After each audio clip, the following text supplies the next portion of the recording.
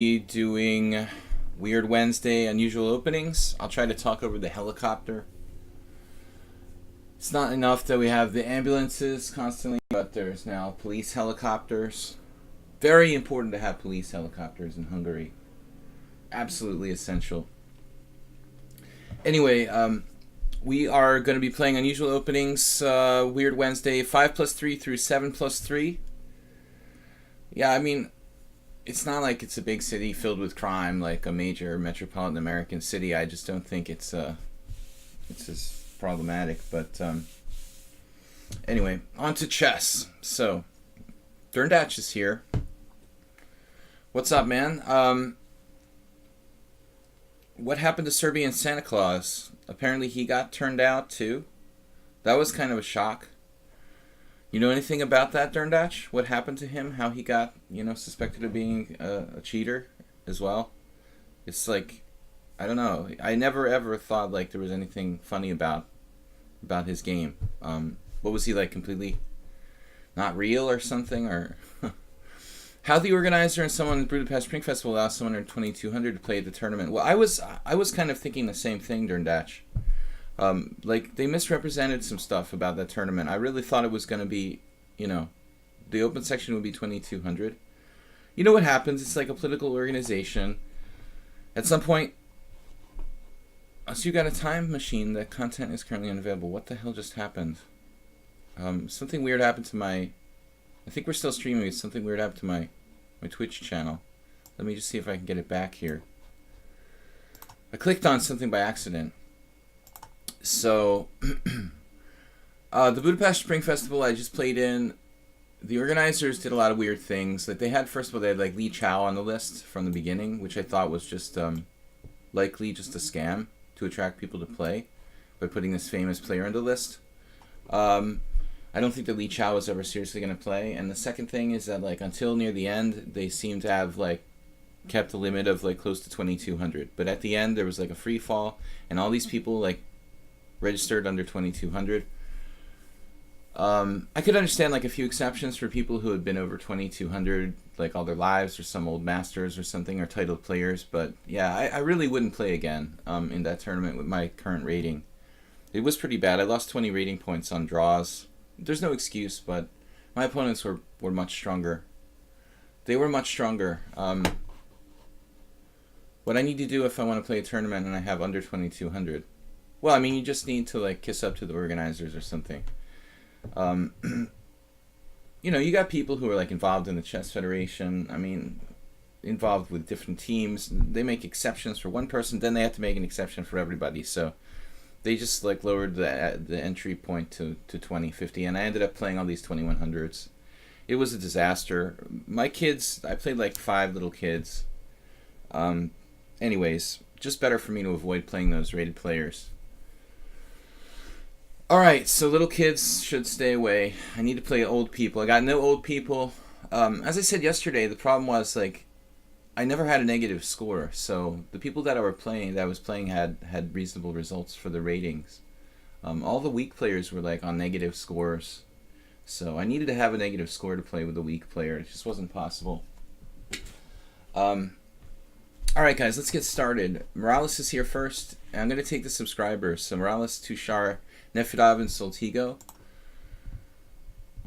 The Indian Junior Championship. I did play 3 Indian Juniors. But not just Indian Juniors. There were lots of Hungarian Juniors. Just Juniors. I mean, the thing is that you got to realize a lot of people... I'm going to keep playing G3 a lot. Not every game, but just sometimes. The thing is, okay, yeah, these guys... I was a little bit pissed about one of the Indian Juniors because his rating, or his name was like something Rahul S, I just don't think it's okay to have, your FIDE registration under the name Rahul S. I couldn't look up any games in the database. His real name was like secret. I mean, what's he going to do? Like get the GM title and be like Rahul S, period? Alright. I'm going to play C4 now. Uncle Yermo. Uncle Will is Uncle Yermo. Uncle Will. He's playing all these youngsters. Um, I mean, the thing is that who can afford to go to a 9-day tournament? You know, in the West, like the tournaments are like 2 rounds a day, so people can go to work and only give up like 5 days, let's say. But who can seriously? Okay, I'm doing chess full time. I took the week and a half off. But seriously, who can normally do that? Turned out you can find him by the FIDE ID, but you can't find his games, man. You know, what good is that? You know, I have a number. So what? You know, I can't prepare for him. He has 2,000 games to prepare of mine, and I can't look up any of his games because he doesn't have a real name, you know? It's absolutely unfair, and I just don't even know where to begin. I mean, at what point is he going to have an actual name? You know, is he going to be a grandmaster, and those other grandmasters are not going to be able to prepare for him? I mean, it's unthinkable. You know, I complained to the organizers about it, and they were kind of, well, I expected there's nothing they can do. You know, I could write to like the Indian Chess Federation, which I have half of mine too, but what are we gonna do? Anyways, I'm playing bishop e3 here a little early. I think I could think about playing d4.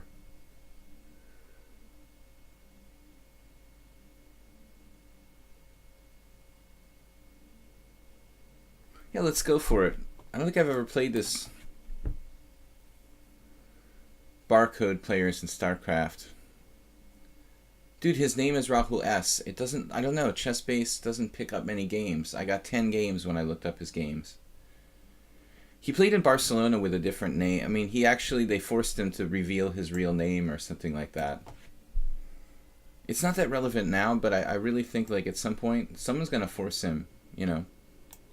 Like, they're going to have to force him to have a real name. Well, no, like, try to search for Rahul S, like, in an online database site. Like, I tried chess-db.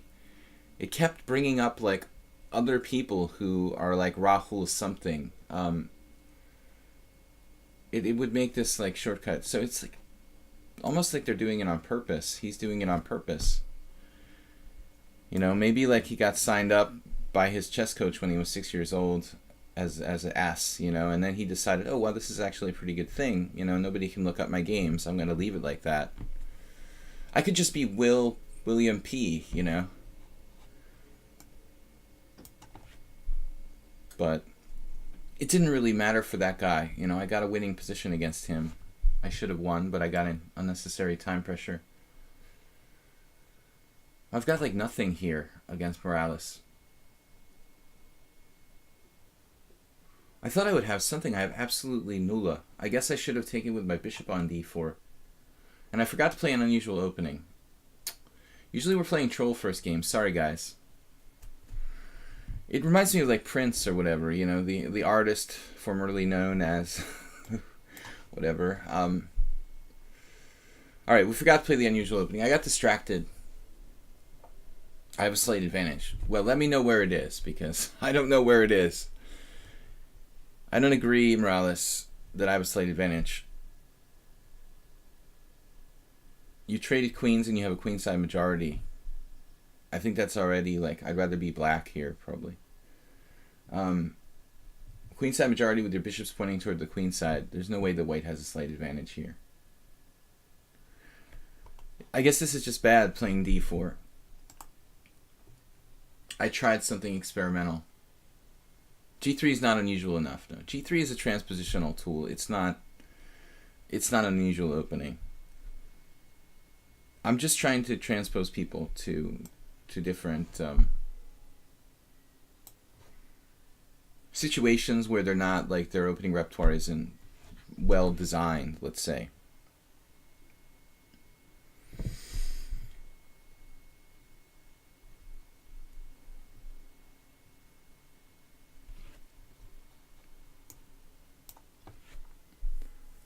Why did I not play the last round? Well, I had such a good tournament, and I'm probably going to play another little kid rated 2100 with the black pieces, you know. It's kind of like when you bang your head on the wall for, like, 8 times. Like, why do you want to bang it on the wall, like, a 9th time? Plus, the round was in the morning. You know, that's the kicker. I just completely forgot he could do this.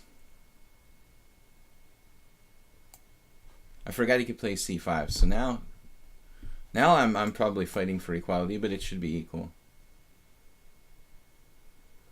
I'm gonna play the title tournament. I don't play bullet tournaments. You know, I would play such a tournament if it was like 3-0 probably, but I don't play bullet. I think it's a waste of time. No, I mean, I think that generally speaking, if you're not playing well and you're like negative in mind, you should drop out of tournaments. It's okay to drop out of Swiss tournaments. It's not like I withdrew from a round robin or something, you know. It's not the same as like not showing up for a game or something. I withdrew before the round, you know, was even paired, so it's completely acceptable.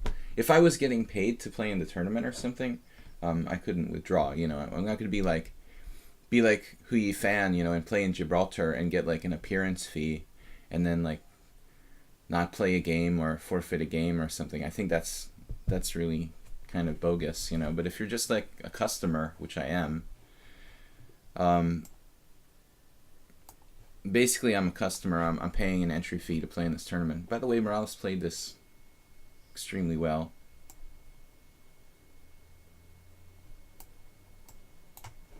Very, very accurately. Someone suggested rook d1. What?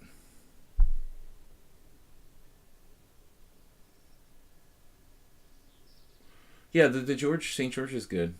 I like to play that. I do that all the time. Black is slightly better. But b6 is a bad move. In fact, he should probably play b5. I mean, it's not really bad. It's just accepting that this is a draw.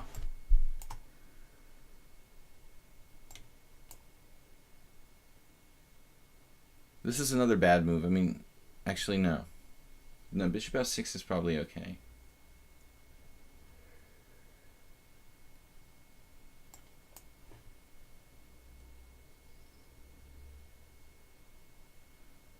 Safer to play g6 than try to trade the bishops here.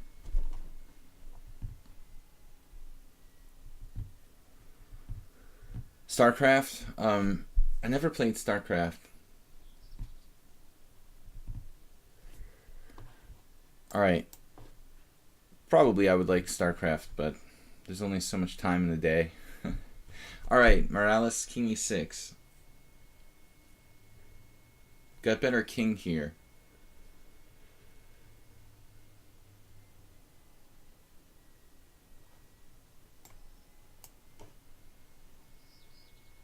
I think this is just a draw.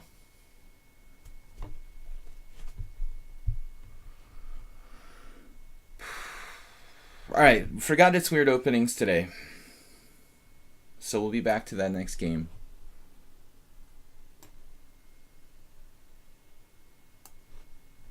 We have more space, but there's no way to break through.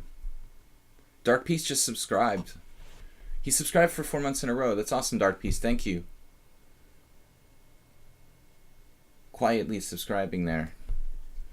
So guys, I try to provide some kind of really instructive content here. This game is I'm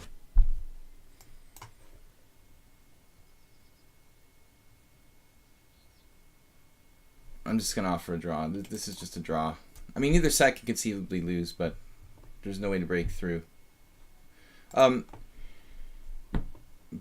Apparently my opening was just like harmless. If we look at this quickly, this is a standard position. It's a reverse dragon, but I decided to try bishop e3 here. It's not really a usual move. Like, it's typical like a few moves later, but I thought, okay, we've got an extra tempo. We'll experiment with something here. But it's just apparently no good. I was hoping for knight c4. I thought this would be interesting if you played knight c4 here. I might even go d5.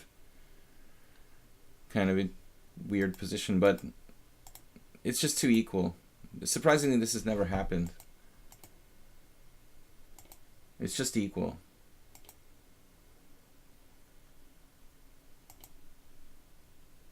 Alright. So I think we're both going to get like 0 cent upon loss there. Perfect game by both sides. Okay, guys, we're going to be playing unusual openings. I got a suggestion of playing the I've got a suggestion of the St. George defense, which I do play sometimes. What do my opinion about Sam Shanklin? That I ever played again him? I told him yesterday. I told you guys yesterday. I guess Derndash wasn't here. I had a very small bone to pick with Shanklin, but it was a minor thing, you know. I mean, he's actually playing knight c3 2-char, so I would consider this kind of an unusual opening. I'm not going to play a6 against this. I think that Shanklin, like, I don't know him too well, so I don't have that much to say on the topic, but it's an impressive win. He's high rated, though, you know what I mean? The guy has an extremely high FIDE rating. He's constantly playing in like extremely strong tournaments. He seems to be very selective about where he plays, and he's been steadily going up to the point where he's like in the high 2600s, which is really impressive. I don't know that much about him. I played him twice here in a double round robin in Budapest like 9 years ago, when he was like 2400 something. Yeah, so I saw the game. It's all been played before, that Shanklin versus a Wander Liang game.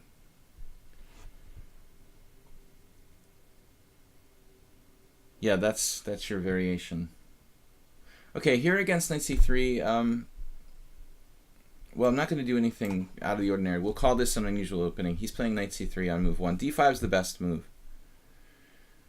So anyway, that's just a subline. A Wander Liang just made a horrible move, like right out of the gate. I think it was a mistake to play this fancy variation with e5 that Liang played against a well-prepared player like Shanklin. That's the thing. Shanklin is extremely well-prepared. He's extremely hard-working.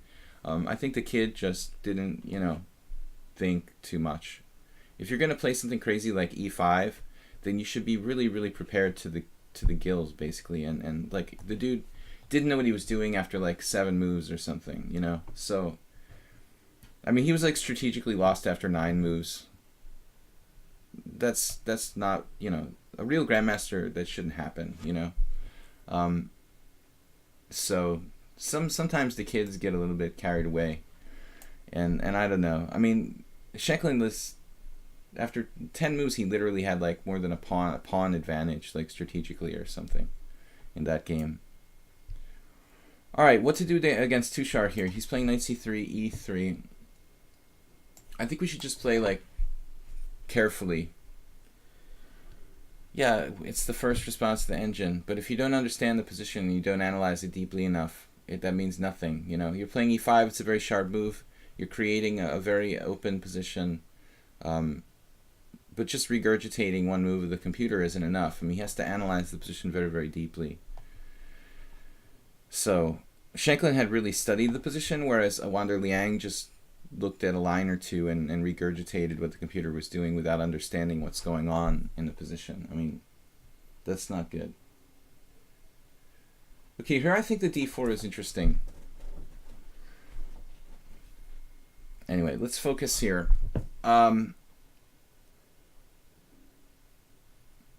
Yeah, Dernesh, because it had already been played before in 2 games. Shanklin knew that.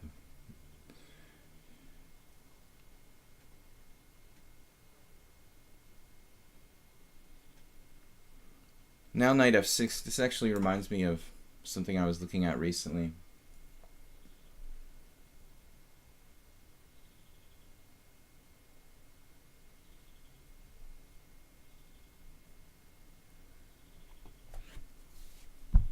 What do you mean he played all game as engine? What does that mean? You know, he's just a good player. But I think that he works really hard and he's very, very selective about what he does and where he plays. He seemed kind of arrogant even back when he was 24, whatever, when I lost to him. I lost and won. I mean, I lost and drew the 2 games that we played. But he struck me as a little strange and a little bit arrogant. At that time, he was a nobody like me, you know. So he didn't really have an entitlement to act arrogant. Now he's like 26, 60 plus. Okay, I can kind of understand why people would be arrogant. But back when he was like 24, 70, he was still acting kind of arrogant. So I thought that was weird. But anyway, people that are good at something are going to tend to behave arrogantly.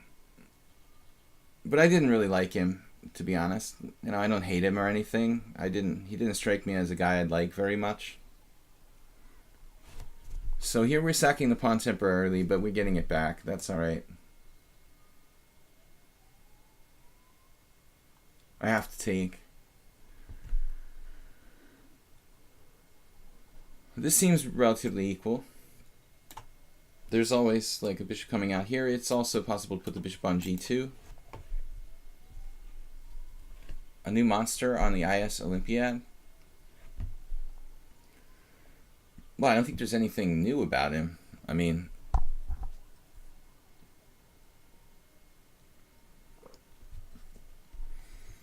it's not like Shanklin just came out of nowhere. He's been 26, 60 plus for like a couple of years now. Here I'm not sure what I should do. Maybe g6. Get my bishop outside the pawn chain, eh?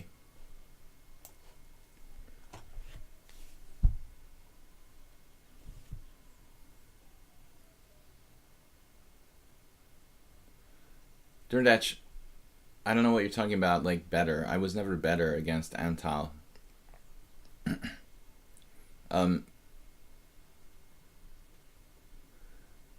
I was like maybe equal if I played like a perfect move in one moment. It's extremely difficult. Do I play in short 2 to 3 days tournaments? Well, I mean, no. This is not something I have time for. You know, in the old days I used to, when I lived in the US, that would be very standard.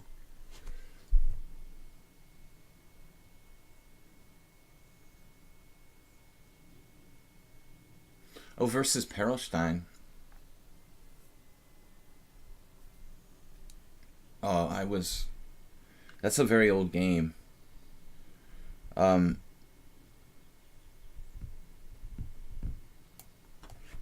don't know. I mean, honestly, you know, that game was long ago, before computers were that strong. I don't think I ever really subjected that game to a deep analysis. I lost. I was on tilt. I didn't like Perlstein for other personal reasons, but he tried to take a move back against me in a game once. I never really forgave him for that, and something else. But well, he like tried to like, you know, say he jadubed the piece that he like moved 3 squares in the form of a knight, you know, move, and I was like, what? And I had to call a witness to force him to make the move. It was a really long time ago, but I'll never, you know, once someone does that against me, you lose my trust forever. Like, there's no way I'm gonna trust someone who tries to pull something like that. Knight takes, pawn takes, knight d7, I guess.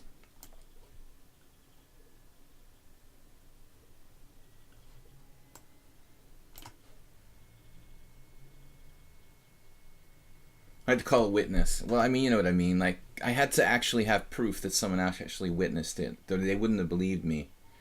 It wasn't enough, like, my word against his. In that kind of situation, your word against the other guy is not enough.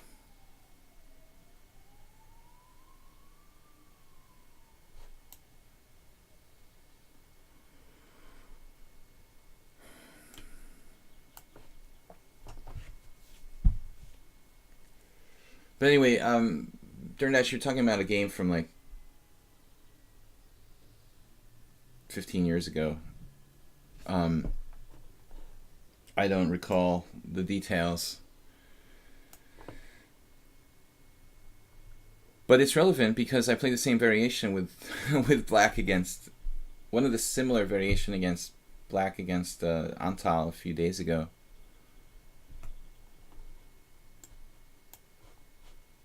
I don't know why Tushar insists on playing so fast. There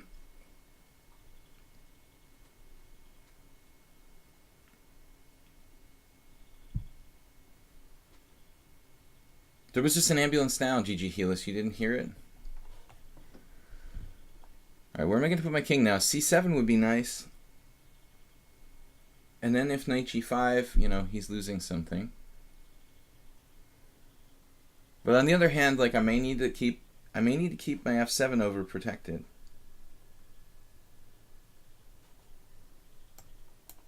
So I'm not sure where my king really should go. But anyways, Perlstein is one of the only people who plays the variation regularly, so we both played that line with black that you're talking about, Derndatch.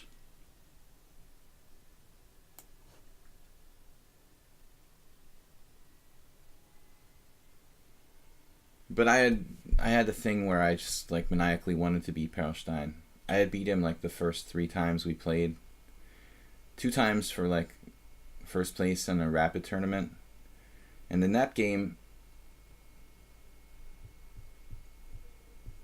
I think that game, maybe the first time I lost to him, I was just really playing for a win.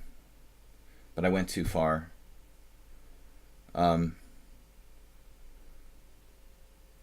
I went too far trying to win with white, and I lost in the end game or something.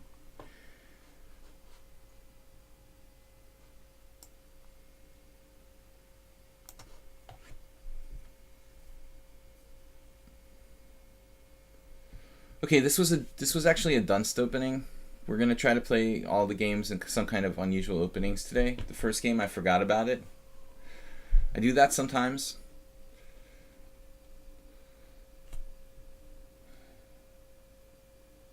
Rook d4.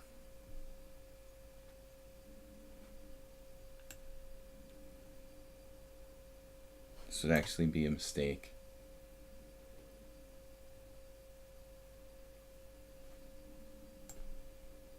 Might as well just exchange.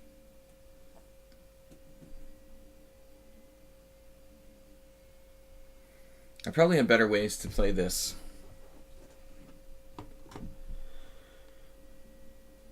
The knight takes d4 is an extremely strong move. He doesn't, maybe not though. I was terrified of something here, but I'm not going to reveal all my ideas. It's not extremely strong. Alright, I take it back. Maybe I have bishop e4. He could have taken back with the pawn or the rook or the knight. No, I was scared of something. Maybe I'm overreacting. Yeah, I don't have castling, actually. Don't tell him about that. I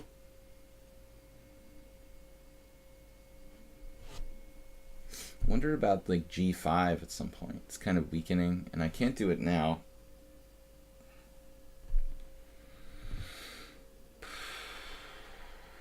This is sort of awkward.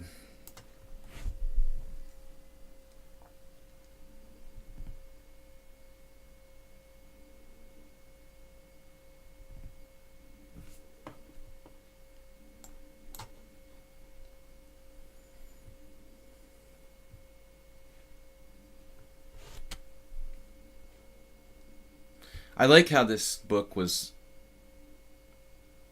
co-authored with Lev Albert, who has no knowledge of the Accelerated Dragon at all. Because he's like a publisher or something.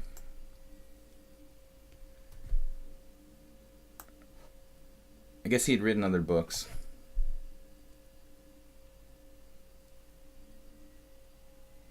Albert has nothing to do with the Accelerated Dragon. That's like me writing a book on, I don't know, the Scotch game or something.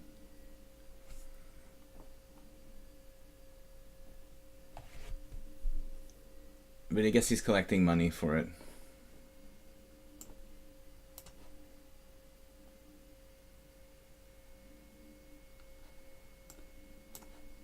Dushar's so fast. He just keeps the moves coming, keeps the moves coming, keeps the moves coming, and it's hard to relate. You just don't have time to think. A lot of his moves are surprising me all the time.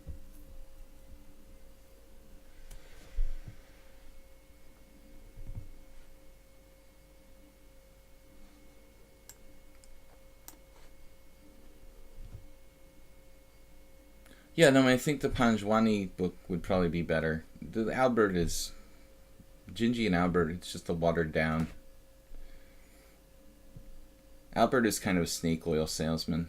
He was a good player, but the stuff that he authored was always kind of watered down for beginners. That was his specialty, or is.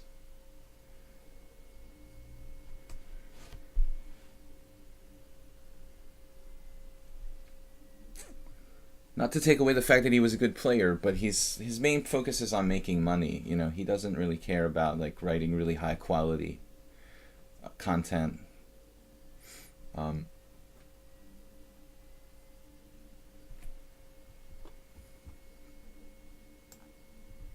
This is getting kind of sharp now.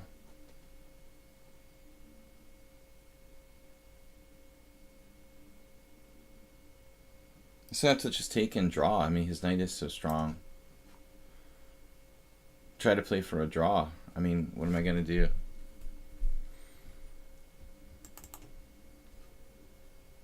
I know, it might be worse here.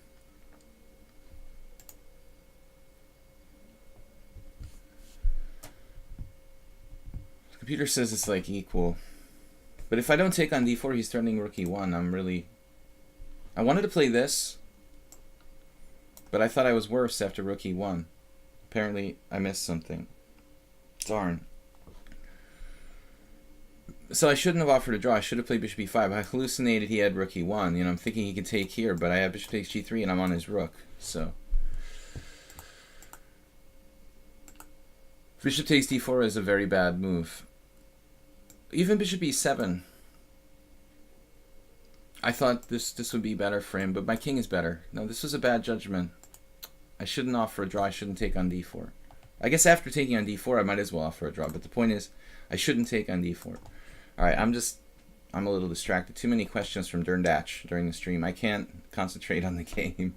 Dude, you're like pounding me with questions. All right, let's go on.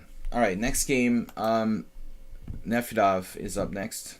I'm just handing out draws like candy, like my tournament games. But I can't keep up with the chat and focus on the game. All right, let's go. So let's play a3 on move 1 against Nefedov, who's Halifman. Yeah, Halifman's good. Let's play knight f3. Maybe just b4 straight away. I don't remember if I had done this against Nefedov before. I'm sure that I did somewhere along the way. That last game against Tushar, I was better, but he just kept finding good moves. But I should have played bishop e5 at the end. Bishop takes d4 was like bailing out. Safety first. I played too much like, trying to play too much like Petrosian, where like my main focus is on not losing, which works fine if you're playing 2600 players, but it doesn't work well if you're playing 2100 players. I don't like gambling and taking unnecessary risks, but the other thing is these little kids that I played, they all have like no games in the database. Think about it, like everybody that I'm playing has 10 games in the database, and I have like thousands for them, you know, their trainers and them to prepare for.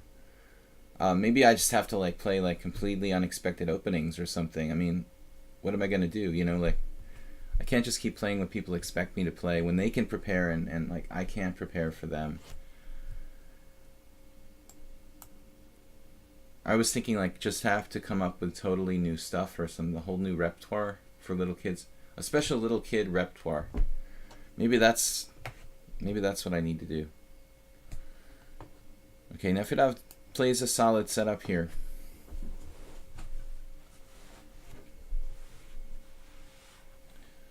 Lev Albert. I don't think Lev Albert has played a tournament game in like 20 years. Dude is very protective of his like image and stuff too. I'm not sure that Lev Albert has played since I was 2200 USCF, since I broke master. Nefedov.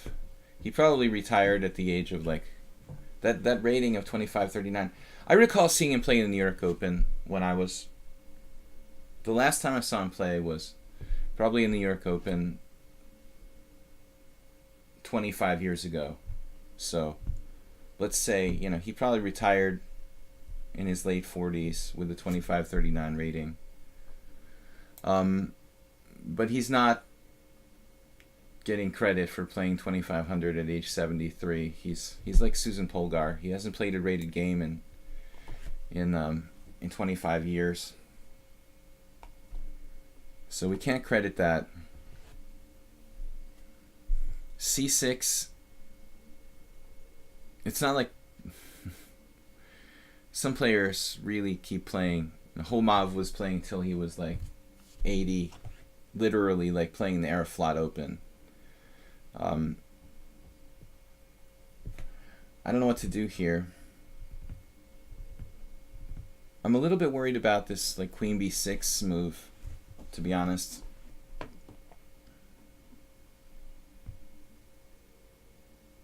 And I need to get my knight out. Maybe knight c3. If you watch Carlsen games,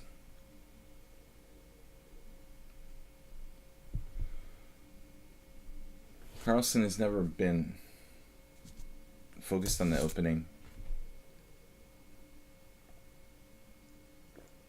You're like stating something we've known for a long time. Carlsen plays openings, but he's never been a specialist. But he's very careful about what he does play, you know. He's got to be careful not to go into, you know, the wrong kind of position that he doesn't know theoretically. But openings are easy to learn, especially, imagine now how good Carlsen is, how easily he can learn openings when he needs to, you know, and how well he understands the game.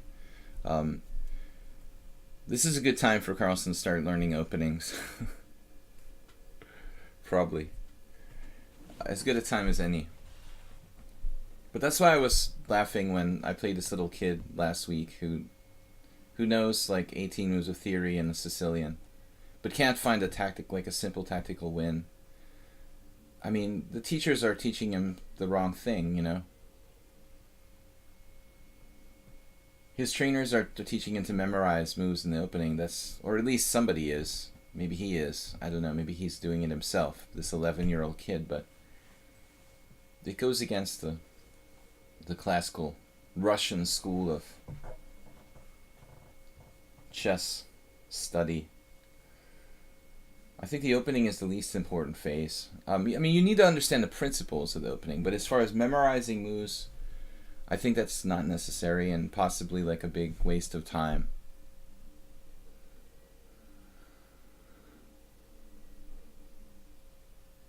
Well, I mean, it'll be an interesting World Championship match. If Carlsen, you know, had trouble with Karyakin, he's going to have trouble with Caruana too, you know, and it's very possible that Caruana is just stronger than Karyakin. Nefedov must be on the way to work or something. I played knight c3 because of queen b6. I thought that queen b6, this is an idea I've used against the Polish, but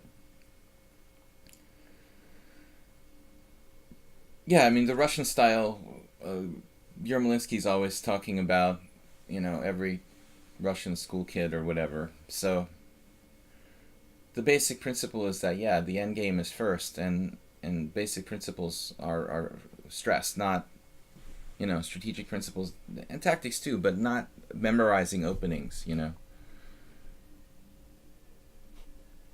I think that's the worst thing you can do. Bishop d7.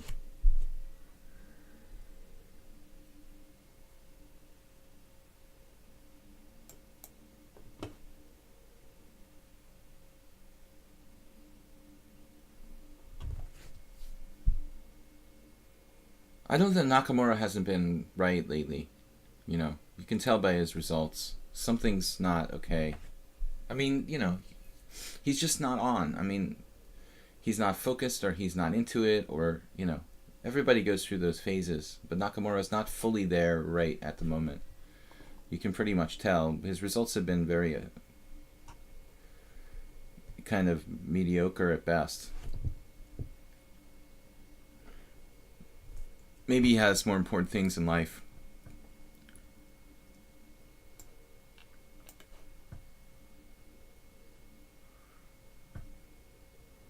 We're going to just try to get ourselves coordinated.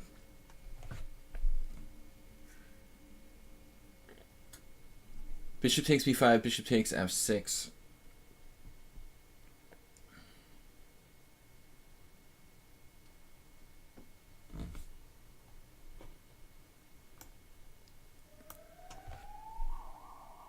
Where's the ambulance emote? In Russia, you don't have opening, middle game, and end game. We have debut, middle spiel, and end spiel.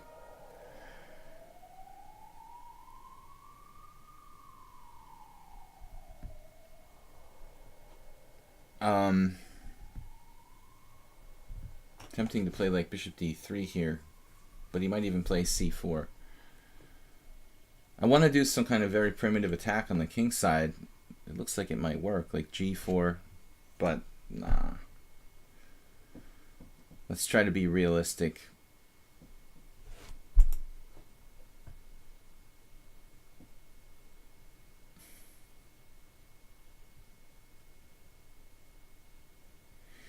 There's no Lasker-Bauer double bishop sacrifice on the king side.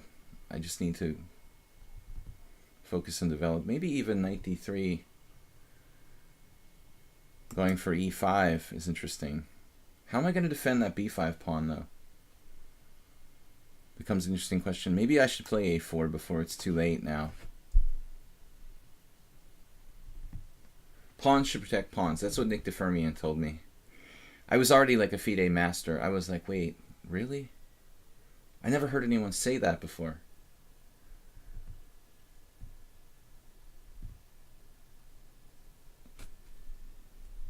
Now he's going back to resurface. Submarine. Submariner. Very solid play.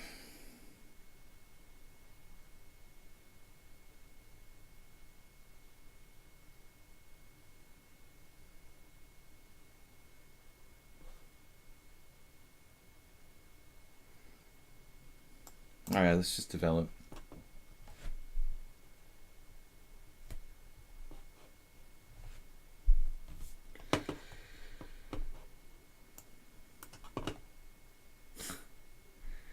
Chess is the place to go. Type in chess player looking for a girlfriend in Google. I'm sure you'll have a lot of success.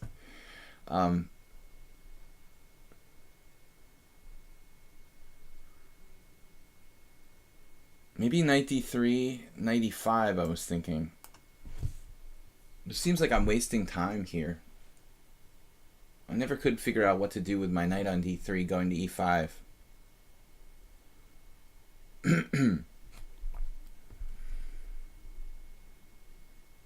Nefedov is 1872. I already drew 2 games. His favorite result is draw. He's actually been a very, very bad influence on me. And I'm angry about it. I'm losing rating points hand over fist because of draws. And like every time I play here, Nefedov is offering me draws. He's just encouraging my like worst instincts.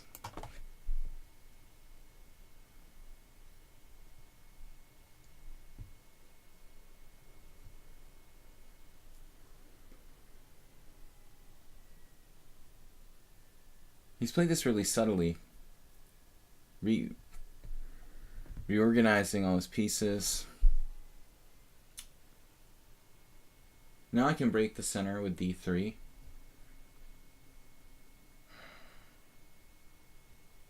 Maybe I should consider d4. I mean, just reinforcing that. Alright, let's go for it. Now my bishop is bad, but at least my knight is secure on e5. I wonder if this is a bad mistake. It's like a mouse slip or something. He played knight c5 and resigned. What?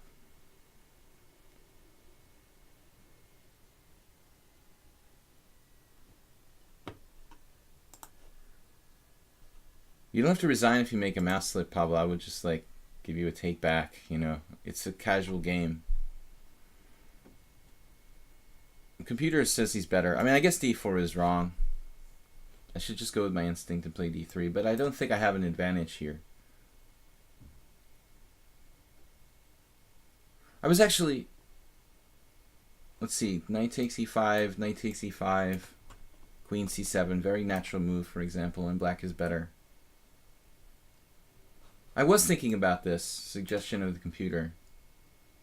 Well, maybe this is interesting, but white does not have an advantage. I don't know why Nefedov didn't just offer a take back. All right. Anyway, guys, if it's like an obvious mouse slip, I'm totally okay with take backs. It's an unrated game. I mean, I think it's silly.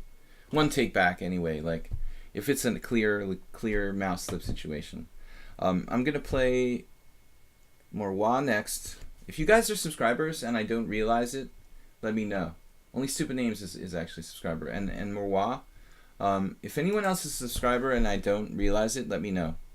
But anyway, Nefedov should have gotten the draw there. His usual, our usual result. Both of us should be ashamed of ourselves for so many draws, though. Got to be more fighting. A little more fighting. I'm trying to get away from the draws. That's why I'm resisting. I'm trying to resist Nefedov's draw first. I need to fight more and take less draws. Okay, so e4. Is chess a battle for ego, or does it teach you to control it? I guess it depends. You know, there's the classic, you know, chess is a game, it's an art, it's a sport, whatever, you know, that a lot of strong players have quoted.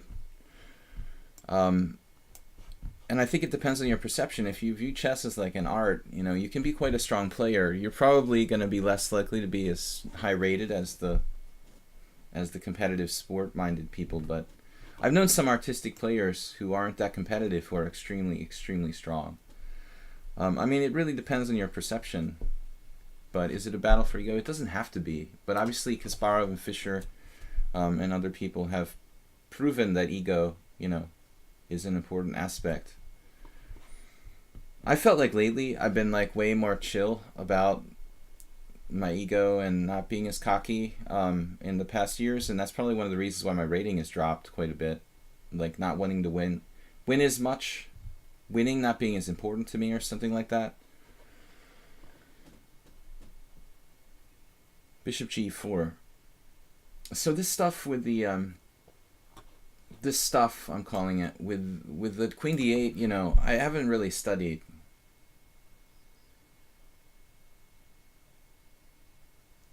Well, I mean, Fischer was a very intense player. I mean, he wasn't maybe staring at his opponent the way that Kasparov did, but he wanted to win very, very badly. E6, logical, right? Now I'm in this pin. It's like a specialty variation. I don't know this. H3, I guess we have to do. I mean, that's probably what they recommend in the book.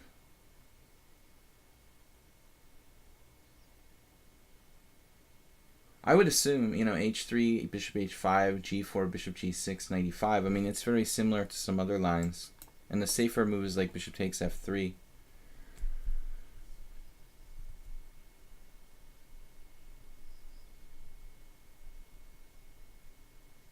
Yeah, this is safe. Not an unusual opening, kind of unusual. He didn't really give me a chance to...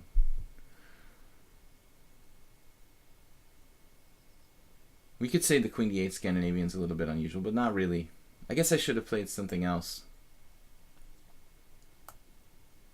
He didn't give me enough time. I mean, I would have played... I like to play this rook b1 line on queen a5, but I don't have an unusual line. You know, against queen d8, like, what can you do? What am I going to do? Like h3 or something? I mean, we're kind of forced to play this relatively standard position.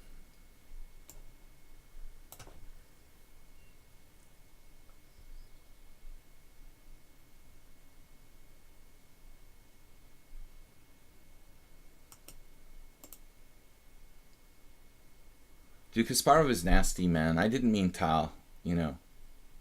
Kasparov gives you dirty looks constantly. He's extremely unpleasant to play against. Trust me. I mean, I haven't played against him personally, but I know people who have and told stories about it. It's an extremely unpleasant experience playing against Kasparov. It was an extremely unpleasant experience, like playing against Kasparov. No, I don't know, man. I just made it up, you know. I have like lots of friends who are GMs. Josef Pinter, for example, had several games against Kasparov. He told me personally what it was like. Once he tortured Kasparov, he got a slight advantage, and it was a draw, but he was so sick of Kasparov like staring at him and acting so arrogant that he played on and on and on and on and on and on and on for like 100 moves, even though it's a dead draw, just to kind of play with Kasparov, because Kasparov had been so, you know, so sort of arrogant like the whole time.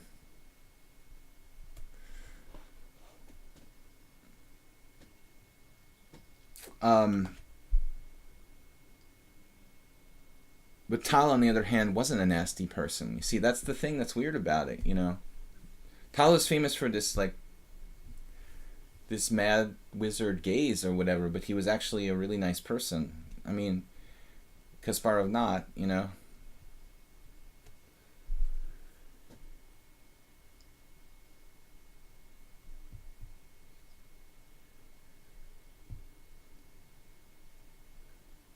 But I think that was Pinter's, like,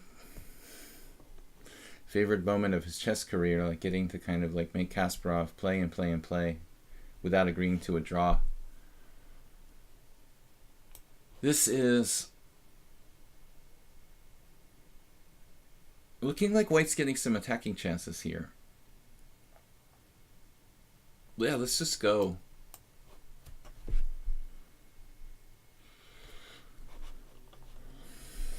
Let's just go with the space and some attacking chances on the king side. The f7 pawn is weak. Yeah, short is not really well liked.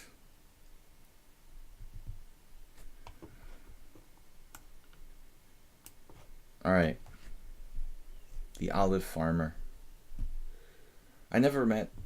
Well, I mean, I've seen him and I've been in the same room with him, but I never really talked to Short. But he's famous for being disliked by many people.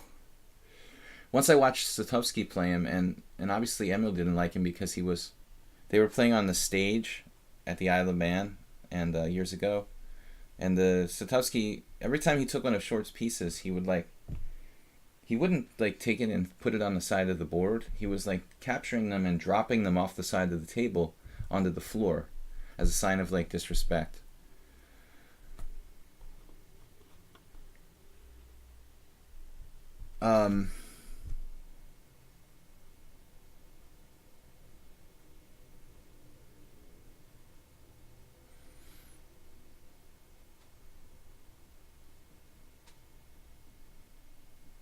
I guess we should just go with h4. It's possible to play c3.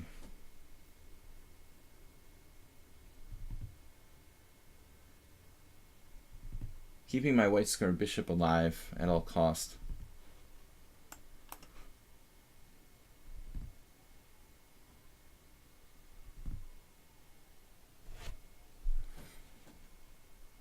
Alright, dude, just don't keep spamming the chat constantly.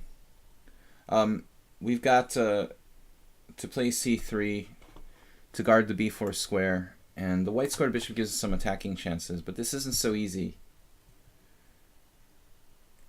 He has a defense here. I didn't expect knight takes e3. Maybe king b1, queen d5, king b1. He won a pawn. Wow. Wow.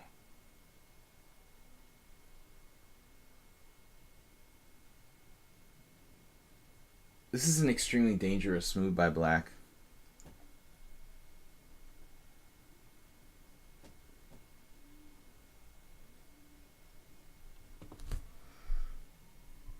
Queen h5, h6.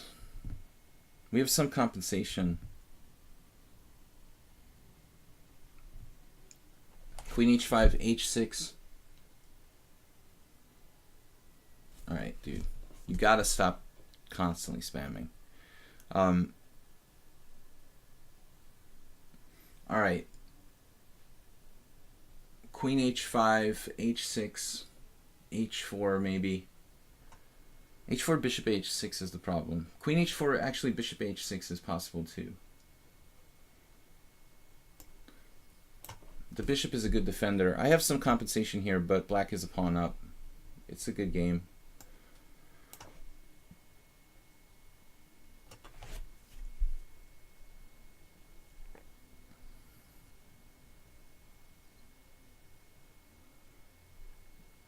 Only stupid names left. Playing really well and fast. I think the black is superior here. I mean, you're pawn up and I don't have any kind of clear compensation. So I guess black is better.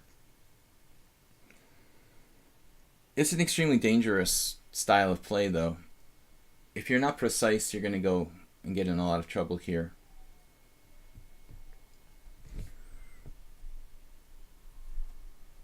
I mean, a computer, it's fine to play like this, you know, to grab a pawn at the risk of your king and maybe being laggy in development. But for a human, it's very hard. Could have also played like h4 there. Not easy games today. This isn't even an unusual opening. Stupid names, he plays well though. You know, queen h6 is again like best move.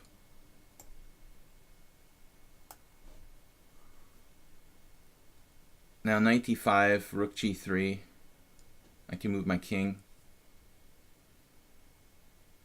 Rook h3 would be better. There's also rook g5, but that's probably not good here. He also has stuff like e5. I need to play the king move as soon as possible.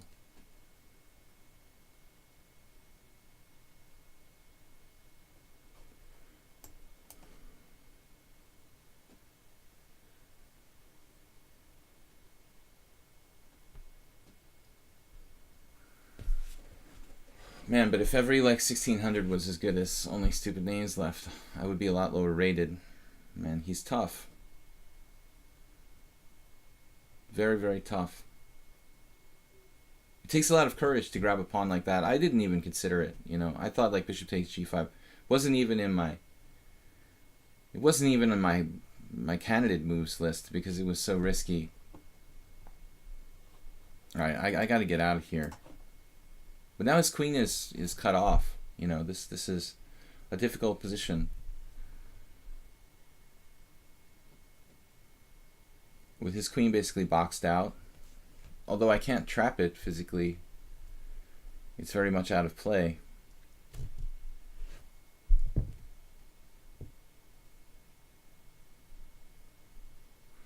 Alright. Guys, I'll get to as many challenges as I can. Tomorrow night is a subscriber stream where I do game analysis. So if you guys are subscribers to the Twitch stream and you bring a game, just send it to me on lichess and we'll go over the game on the stream. I want to thank everybody for watching and subscribing.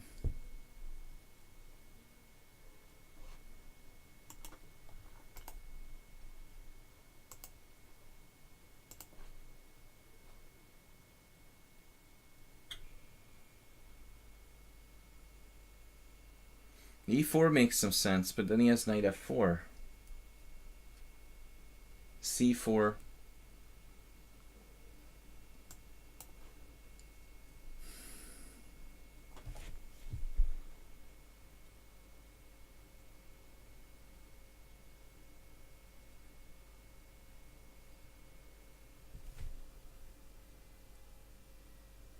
I can't get rid of that knight on d5.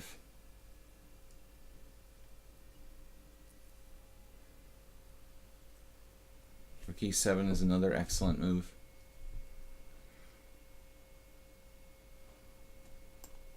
I don't know what to do here. He obviously can't take the pawn on h4. Now he can play like what? Any number of moves. b5. There it is, best move.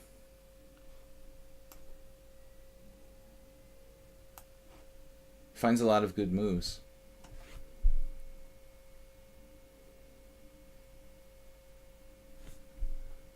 Black is better here.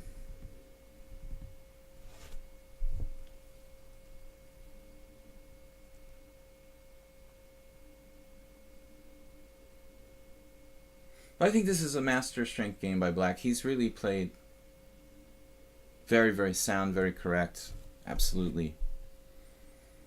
It's not an easy defensive task, but at the end of the day, he's up a pawn, you know? I mean, there's a lot of strong players who are willing to play like that. I personally don't like to grab pawns on g5 and have to defend. You know, I don't like it.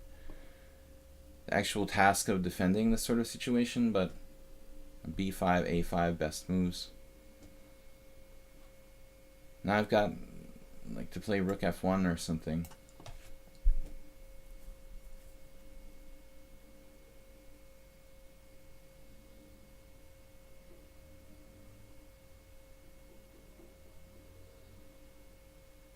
Even if I can achieve e4, it's not that big a deal. Maybe I could play e5, I don't know.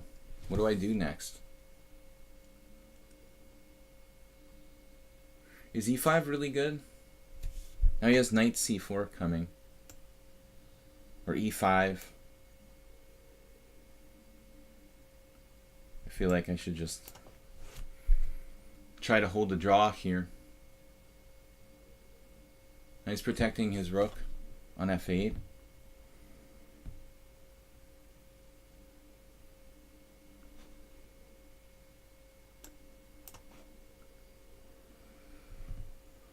Maybe win on time, but not on position. Just too hard to break down Black's position. Now he finally played e5. I was expecting that.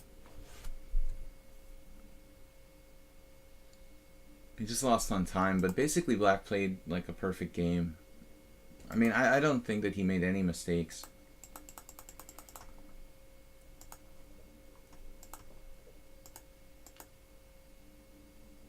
This is main line. The bishop e3 isn't so common. Again, I didn't know how to play like an unusual opening against this. I mean,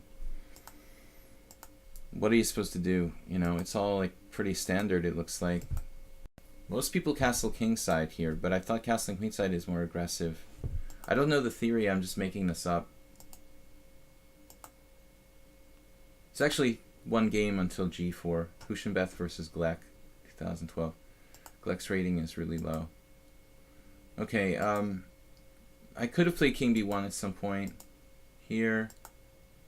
At this point, knight b4 was interesting. You know, he missed this. I saw it, you know, and I would have just played king b1 and given up my white-squared bishop. But maybe that's a good try. Black played this game really well. c3 was debatable here. I didn't understand he was going after my pawn. I mean, maybe I should take with the queen in retrospect, trying to keep the pawn. Even the computer like wants to take with the pawn and sack this pawn. Stockfish says I have compensation. I'm actually better here.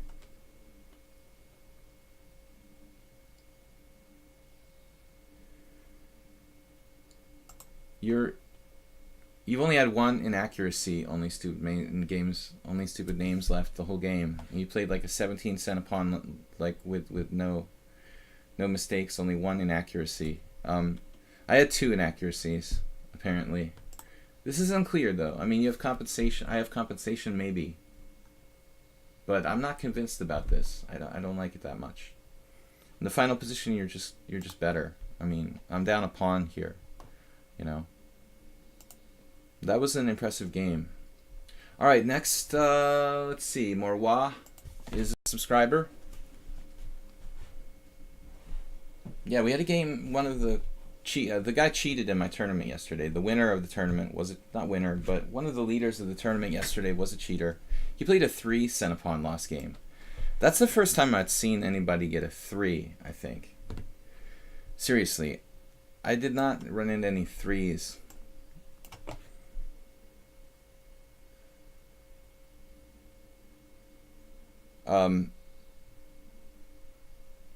This guy was just blatantly cheating yesterday for 6 games in my viewer tournament. Some new account. He just created a brand new account. And let's try something that we don't usually play. Let's see. Well, not a lot of options here, really. Unusual for me. I mean, I don't play the Trompowsky, so let's play that. It's not an unusual opening, but it is for me. Not knowing any theory here beyond what I knew with black. Okay. No, that was a really good game by the last player, Gigi Helis. He made one inaccuracy. I mean, I think you played master level.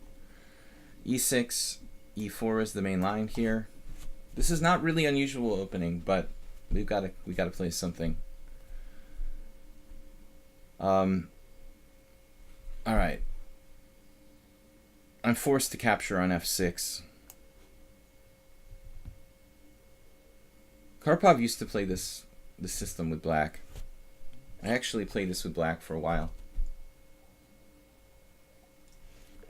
Then I started having blitz games with like Larry Christensen.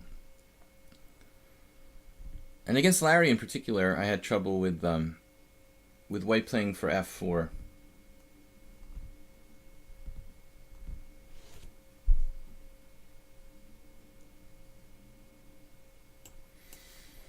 Normal move is knight c3, but I think this queen d2 is interesting.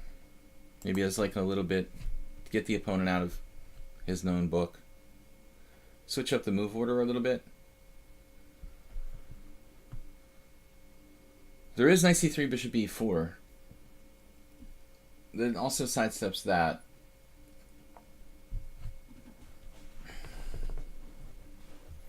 So I don't know this theory at all on my own here. But playing this with black, I felt like whenever white plays knight c3 and f4, what sort of beer do you drink?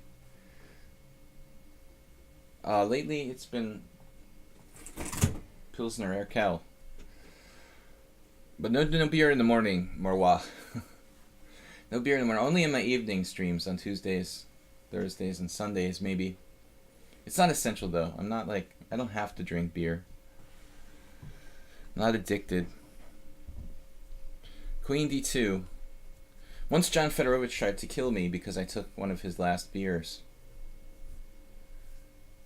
The more you drink, the better you play when you're drunk. My friends hosted Tal at a blitz tournament a few years before he died, and they said that he was incredible when he was drunk. I guess it becomes like completely intuition, you know, at that point.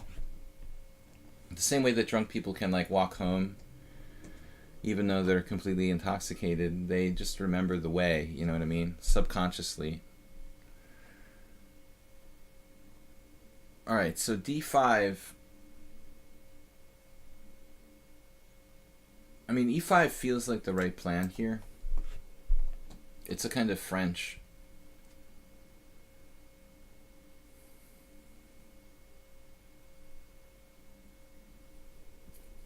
It's just a French where I've traded a set of pieces already, which should really be good for black. I mean, he's played h6, which is a relatively useless move.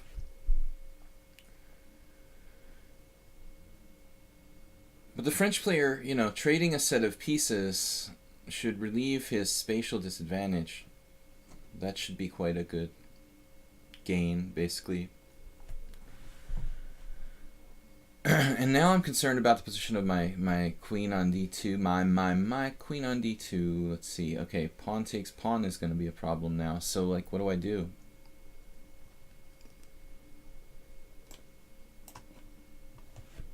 Checkers is better. Billiards. And that's interesting, taking tests when you're drunk. Are you prepping or actually... Yeah, you don't want to be drunk during the test. Maybe studying when you're drunk is a different story. I don't want to promote it, but... Alright. My knight on b1, it can go to a3 if need be, and allow, like, bishop takes a3.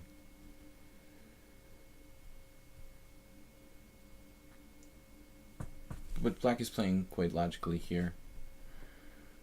Otherwise, where's my knight going to go? Let's see, knight a3, take. I get my queen skewered. Knight a3 doesn't really look good.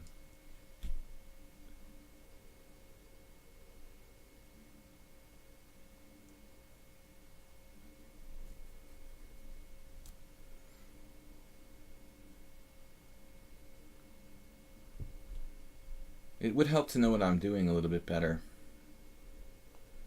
Bishop b5, knight takes e5, of course. Bishop d3, pawn takes pawn, queen b6. And I've got problems with my d4 pawn. So it almost looks like I have to play bishop e2, like it's literally only move.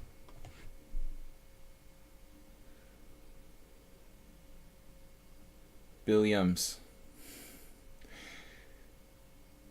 Alright, my friend called me billiards. Sort of a stupid joke.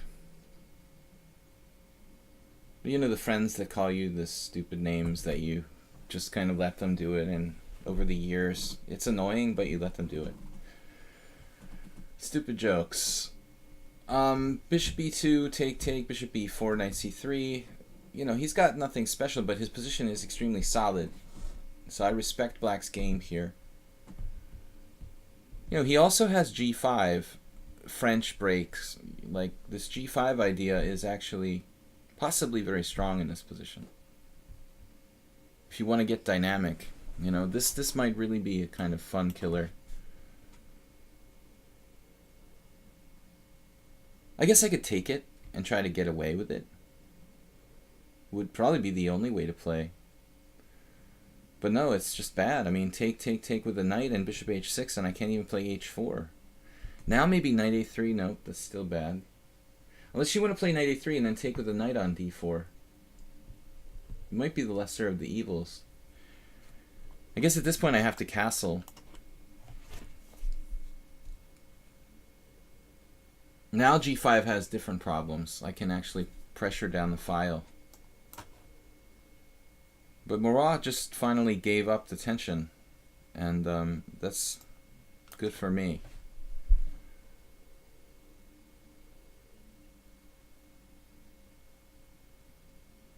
He gave up the tension. He didn't find this kind of deep move, maybe a g5 or something really. What's up, troll? We missed you. I played the first game thinking it was like chess 960 or something. Okay, knight e7, maneuvering to the king side.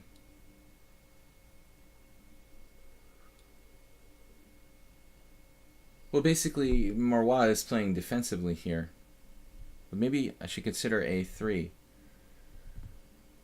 If I let him maneuver to h5, well, I guess I can always play like bishop d3 there.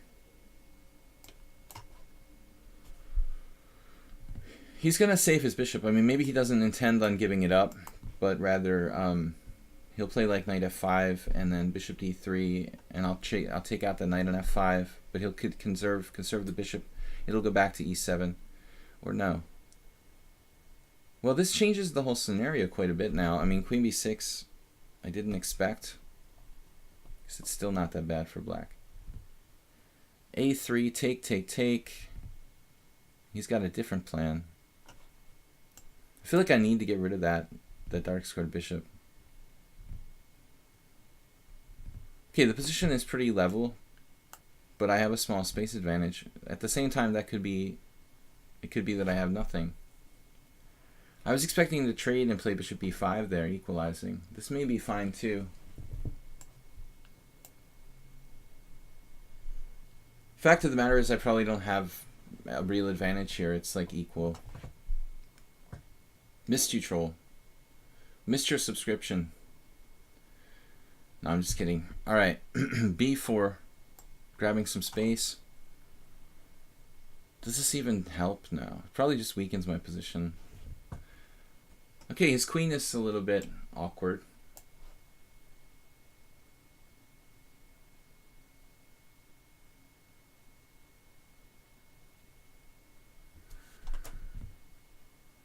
Queen awkwardly placed.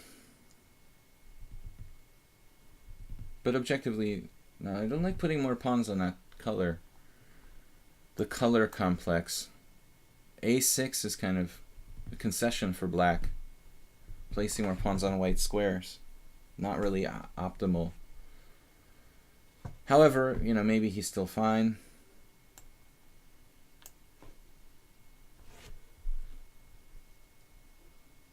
Kind of a judgment call on the king position. I mean, I'm playing king f2.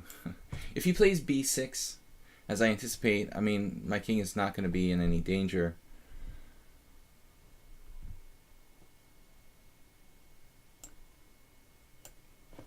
Maybe this... Still approximately equal. No attack, no tactics.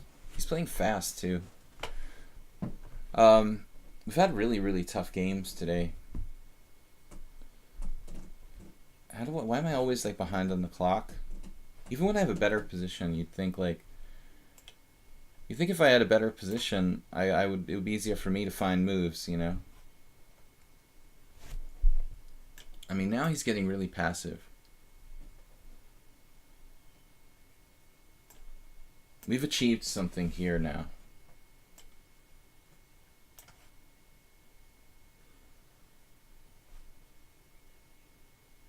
There is a small chance that I overreach myself, though. I was tempted to play f5. And I'm kind of like, maybe f5 now. He dropped a pawn.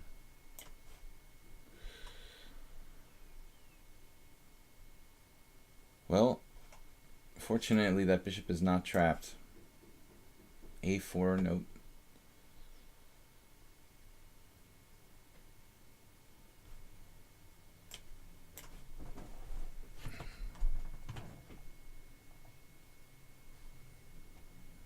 He's still going to fight to the bitter end. Okay, my pawn is... Wow. My pawn is not the very useful pawn. It's, this pawn is immobilized. But the more important thing here is that he's got a bad bishop in an endgame with bishop versus knight. I mean, that looks pretty problematic. This is probably not the greatest move. No, he allowed me to trade queens.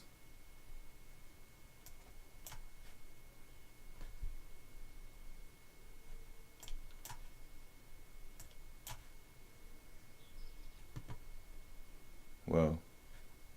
Wow. I have no idea.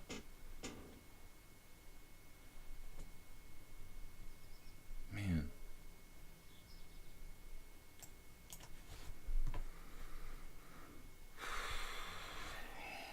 I don't know if this is even winning. I mean, I'm up a pawn. I should be able to win. It could take a lot of work, though. All my pawns are on the wrong color.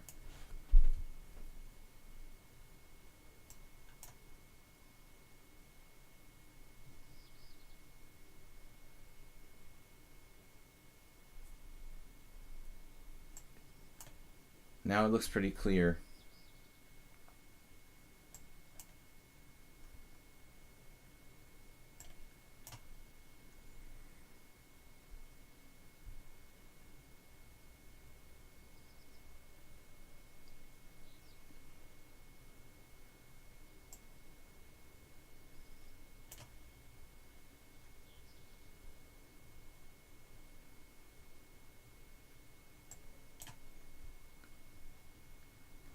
Not so easy to make progress here. I have to be thoughtful.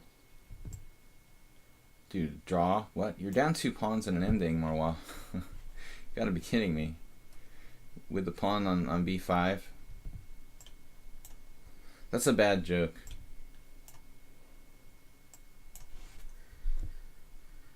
All your pawns on the wrong color.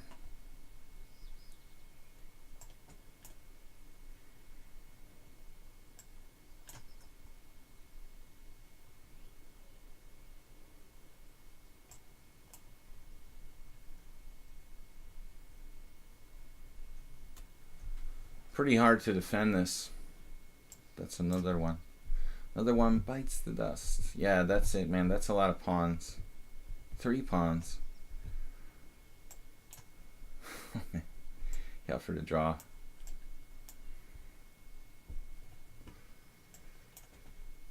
Competitive nature. Alright. But objectively, black was fine before. You know, this is just a question of endgame. Here I'm clearly winning, okay, before. If we go back to this point, he had started to get passive. If we go back a little further, black's fine. No, I thought that bishop e5 was the move. at one point that you should play. You know, probably bishop b5 to trade the bishops off. Maybe not in this moment, but in one moment. But the opening itself,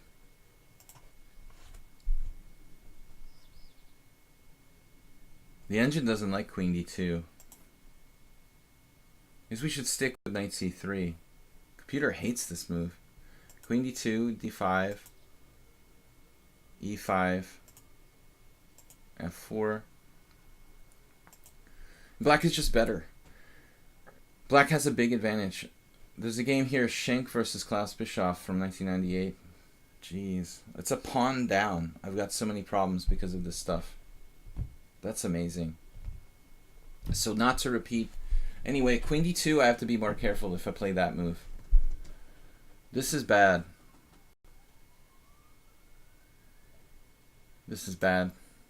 But apparently queen d2 is just really bad. I mean, there's 41 games with it or something. No, 65 games with queen d2. I mean, I've seen this played by a strong player somewhere.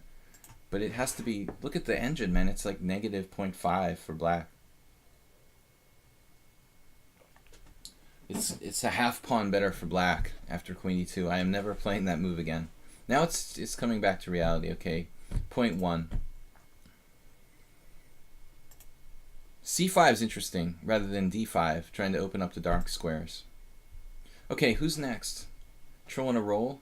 I'm taking the subscriber streams first. Nefedov, I'm sorry. Well, no, Nefedov, you played a good game, but I would give you a take back if you make a mouse slip or something.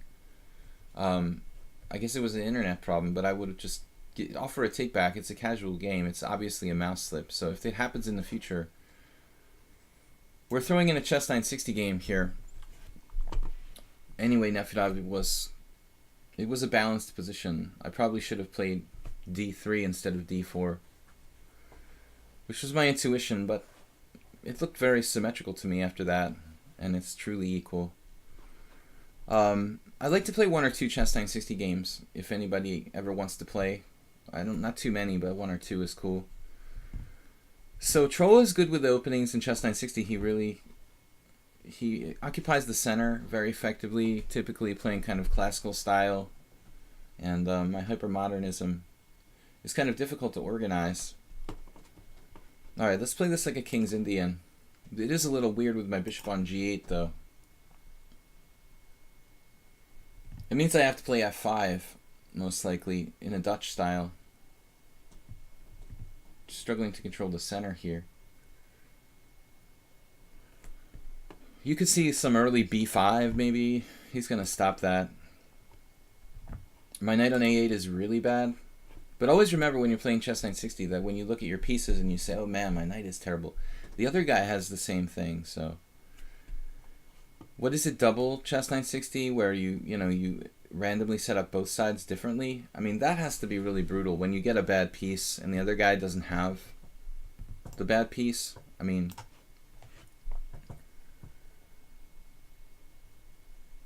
one rating for all time controls. It is weird. Yeah, I mean, it is strange. You know, you can have people in chess 960 who are like bullet players, and others who are playing longer chess 960. I mean, their strength is going to be different for different time controls, quite. Usually I play chess 960 with Troll in the first game of the stream, and today I'm warmed up, which is an advantage for me.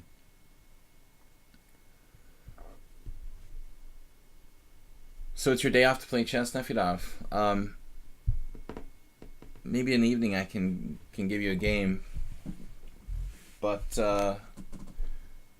b4, wow, not a bad move. Grabbing space, he puts his knight on b3 in the game effectively. My knight on a8 is really ridiculous. What if I play like knight b6 just to bring it back to the center? c5 is going to hit.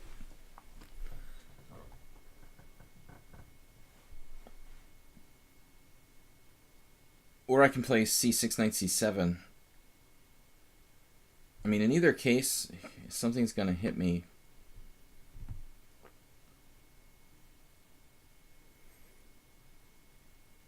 So it's knight b6, c5, or c6.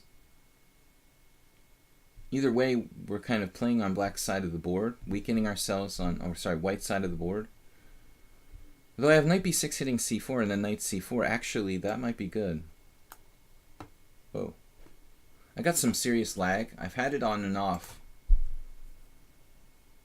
My ping is way up over 200. This has been going on for a couple weeks. I'm using this machine that I typically would use two machines for the different tasks I have to do here with Twitch and the OBS software and lichess, and I kind of spread it out usually, but now I've got it on one machine.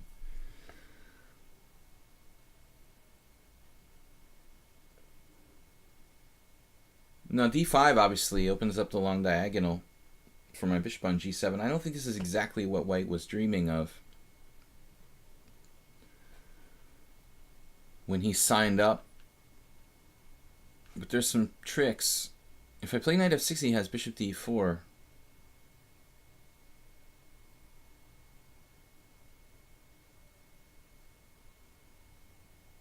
Which is kind of irritating. Maybe I could play bishop f7 first. There's also e6, simply attacking his center. But I'm a little bit underdeveloped. I think he's underdeveloped too, to be perfectly honest though. Let's go for it.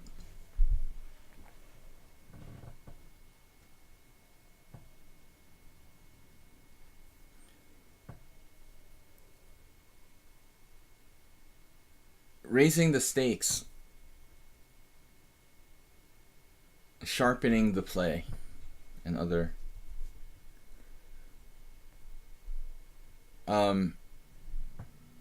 That was a good game though. No, I think I made a very bad move in our game with d4. And then immediately you blundered with the mouse slip. So if we could just continue that game, I would take back d4 and just play d3 and go from there. Okay, e4, and a lot of tension in the position here now.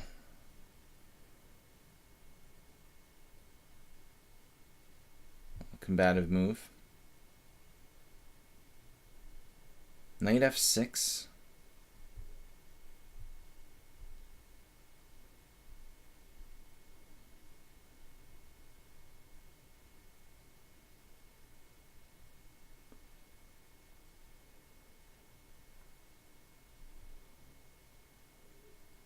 I'm just frozen.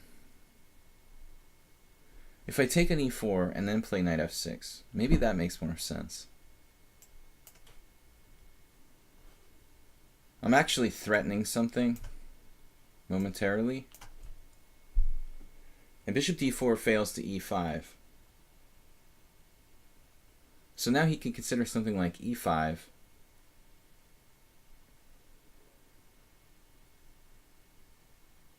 Which is very sharp, like e5, pawn takes e5, knight takes e5, knight takes d5, pawn takes d5, bishop takes e5. Both of our kings are just chilling in the middle of the board here. If things start to open up, I mean, anything could happen. It's like a really demented King's Indian. Which is not a coincidence, because I oftentimes identify with the King's Indian. I try to turn these chess 960s into... effectively turn the chess 960s into King's Indians. Okay. I keep thinking like my bishop is on that King's Indian diagonal and I have some threats or something. He's actually protecting his guy. Wow. Look at the white pieces, how well placed they are.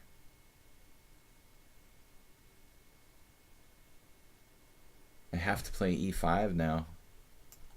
It looks awful. I guess I'm just squashed here. Strategically destroyed.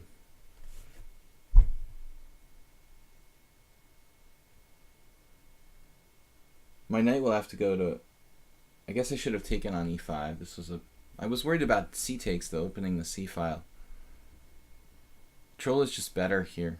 Plays like brutally strong. This is not a real rating. He just keeps that as a joke. The 1666, I guess. I don't know. He's 1555 in blitz.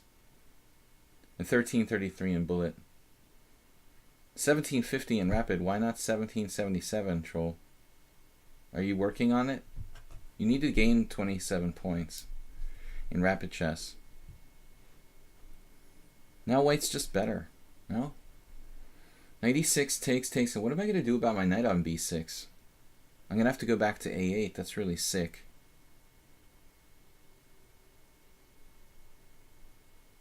What are you thinking about? I mean, you have to go knight e6. If I had an extra move, I'd probably be okay.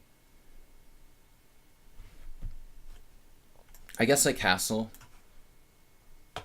If c5, I play knight a8. There's the other possibility of playing c5. Trying to lock it up.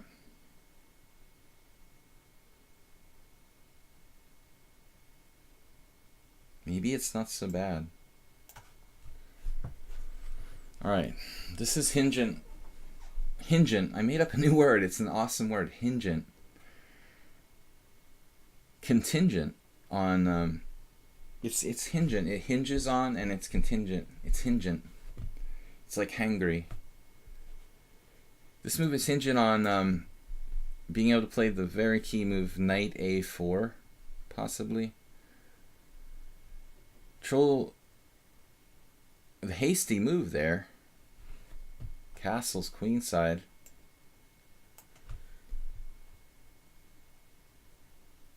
Maybe it's good. Look how, like, he's got this... Look at this guy.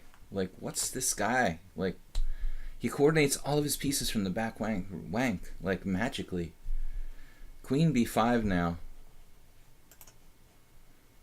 It's contingent.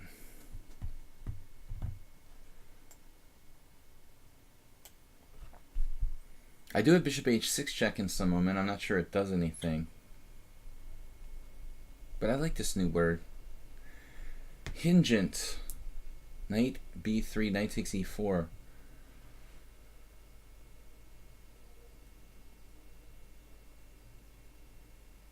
Knight takes b3, knight takes e4. Yeah, we have all sorts of nasty threats. He defends against it.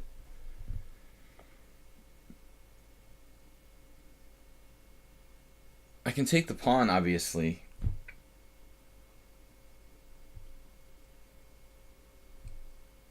That's not really my main concern here, though I may need to because of his threats.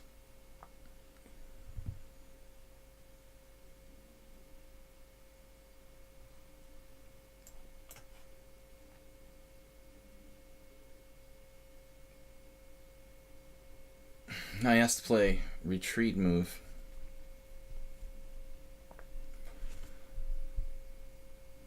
Does anyone fancy a rated game? A fancy rated game? Fancy jumbo shrimp.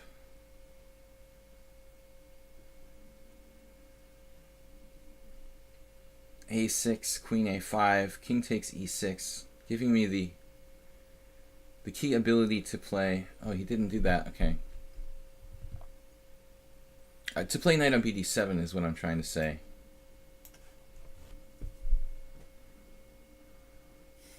The king is just another piece. Anyway, I always tell you guys how knights are no good on b6. This is just another example of how the knight on b3 and b6 is bad. Funny how that always seems to hold true.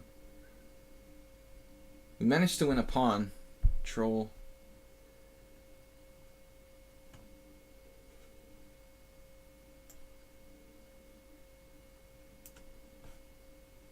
Just playing with my king in the center. I have to be a little bit careful about this. He can go back to g1 here. Then I have bishop h6 check. Okay.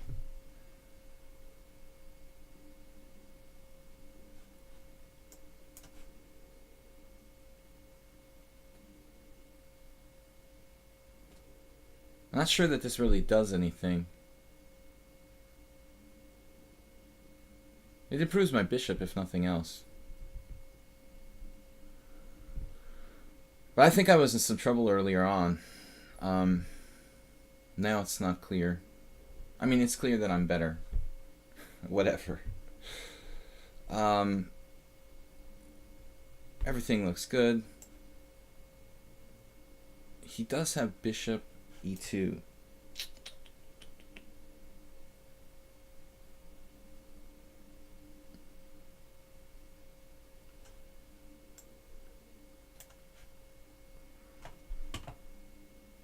If his bishop comes to life, you know, if both bishops come to life, in other words, black is going to be facing some difficulties, like the bishop on e2 coming to g4 or something like that. That's the key thing. If his white bishop is bad, he's lost. If it's good, his position is okay, in other words. Can I play knight e3 now? Knight e3 looks pretty good. I wouldn't mind opposite-colored bishops. I don't know if he really lost on time. I'm just lagging. So knight e3. No, my knight gets trapped. No, my knight takes g2. We go opposite-colored bishops. My bishop is a little better than his at the moment.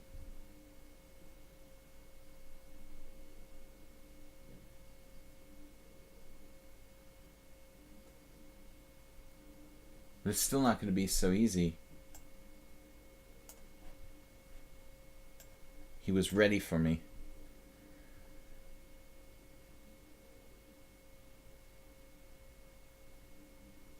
Okay, knight g5, does that do something? No. I want to block his d-file nonsense. Knight g5, king e7. Okay, this is probably a bad exchange for him. He's in very bad time pressure, but taking on d4 gives me the c5 square, and it's bishop e2 still. He still has bishop e2, so he's still alive. Challenge to rematch, that's cool. Oops. I didn't mean to do that. Don't accept my rematch. Alright. Pichi Pachi, I meant to check analysis board. Sorry, troll. Don't accept rematch. I thought bishop e2. What's wrong with that? I just go h5 or king e7. But I mean, on king e7, he can trade bishop g4 for the bad knight. And then I'm losing. I mean, I'm winning the c4 pawn. Okay, it's winning. I think you were clearly better, troll. But I usually exaggerate. Let's see, knight e6 check. Wow.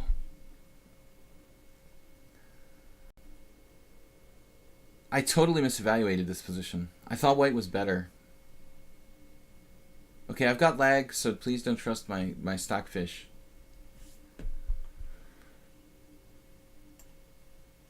But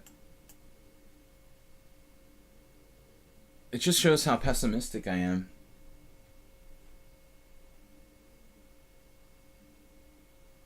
I don't know why my computer is saying c5 is dubious, but this is based on a very bad lag connection.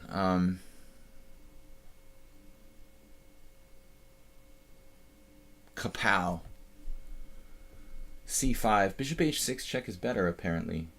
It's not check, but bishop h6 check to your rook. Rook c3 and then c5, an improved version. Alright guys, let's move on. So I played better than I thought I did. Still I had like 8 inaccuracies. Chess 960 is hard. It's much harder than normal chess. It's like playing the King's Gambit every game. Fonza Curry. Do you at least have some games? Okay. I'm going to play the Birds opening. One of my students was asking me, you know, what to play against the Birds opening yesterday. And I think it depends on what you play against other stuff. Fonza Curry played the Fromm's Gambit. In order to play this, you have to be able to play the black side of the King's Gambit, obviously. So you have to be e4, e5 player, first of all. Knight f3. Takes, bishop d6. I think that's what I played the few times that I tried to play this with white.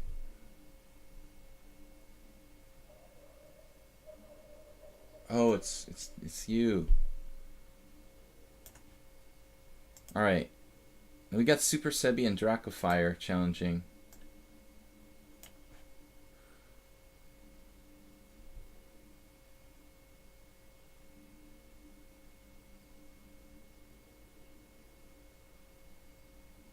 I don't know how this is theoretically.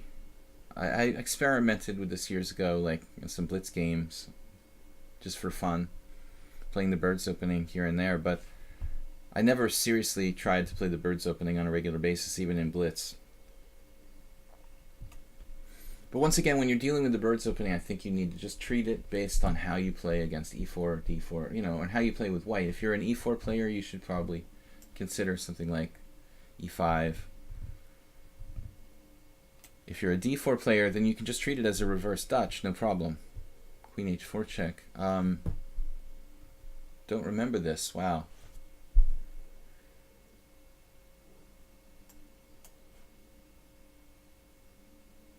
Probably I did have a blitz game like in this position long ago. I forgot. So no options here.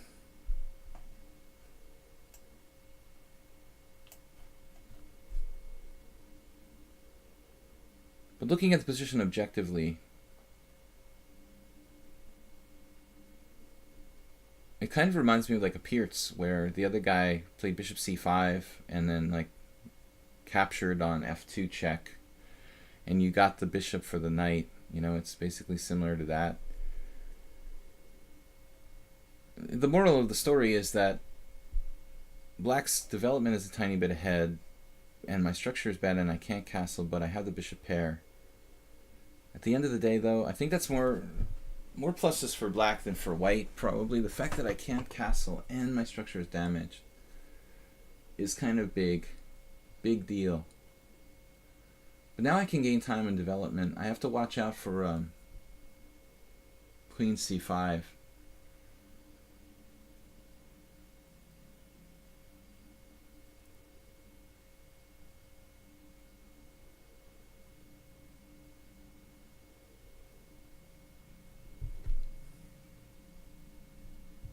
Black is going to simply outstrip me in development soon.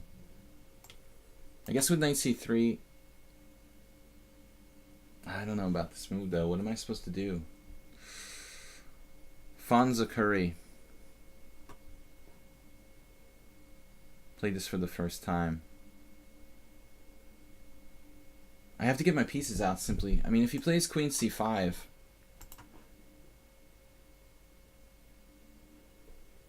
my rook is always hanging. I mean, I guess I could play rook g2 in some positions, and it's not so bad.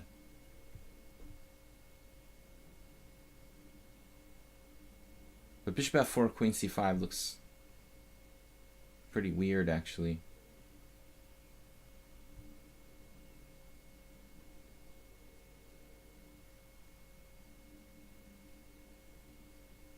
Bishop f4, queen c5, e3.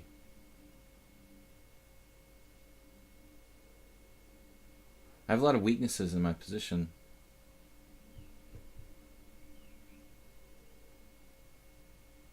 This looks really bad.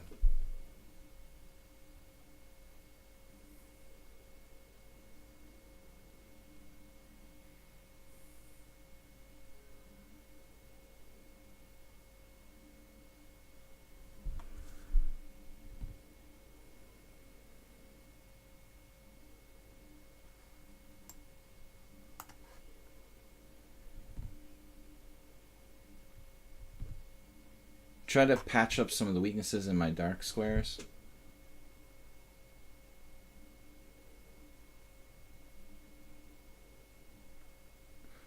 Silverstein, you just read my mind.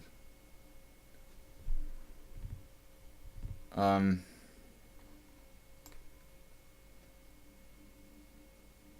what about bishop f5? Is that a problem here? Let's play this instead. Then I can meet queen c5 with bishop e3. This may be more useful. And it doesn't allow bishop f5 on queen g5. Bishop f5 is like a combative move he might be tempted to play.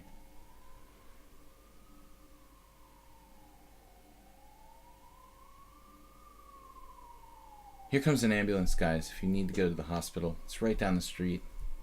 3 blocks. I know personally. Queen f4. Yeah, I'd like to trade queens. It would eliminate one of my problems. You know, the fact that my king is popped in the center with no ability to castle. He's playing queen a5. That seems kind of weird. In a way. Obviously, I'm going to play bishop d2 here.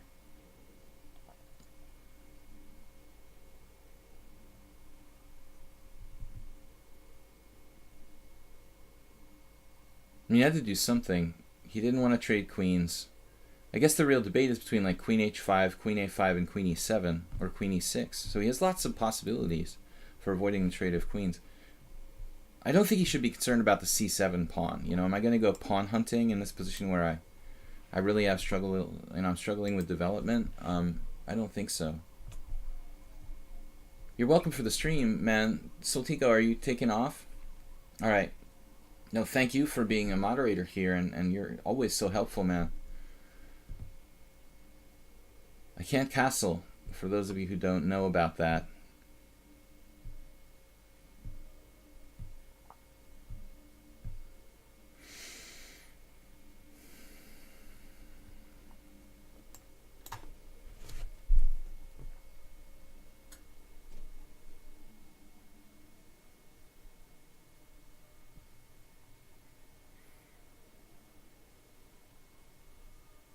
Double attack.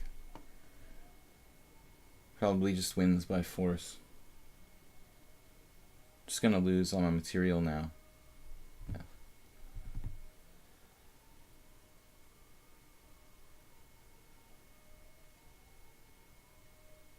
No, it's lost.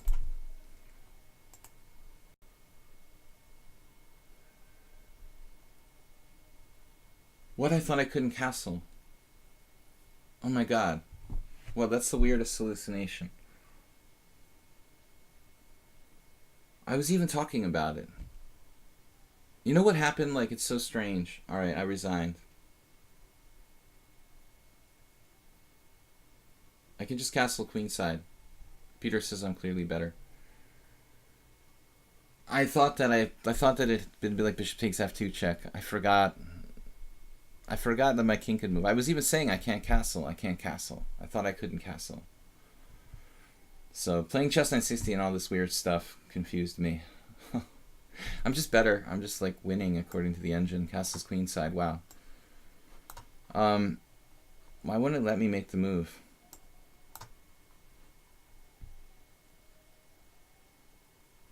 No, I talked myself into believing that I couldn't castle. That's a weird hallucination. Okay. Anyway, sorry about that. Super Sebi's up next. I said I can't castle. You said I forgot that you can castle, so I played queen b6. But in chess 960 you can castle. I know, I'm just saying, like, the chess 960 positions are so weird. That's why my mind is kind of in disarray with this position. But I made an analogy earlier to a situation where I said that the position looks like one of those positions where he played like bishop c5 takes f2 check. And then shortly after that, while I was talking, I started to believe that when I listed, I said it out loud. I said, I can't castle, I can't do this, you know, and I started to literally believe that I couldn't castle. But I think the game was fine for me. I still think that he's fine. No, he made some, maybe queen b6 is even a really bad move, you know, at the end.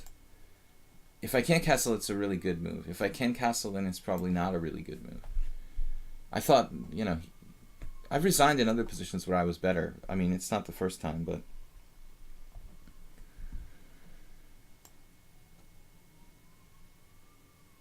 Interesting treatment with the d6 and knight d7, huh?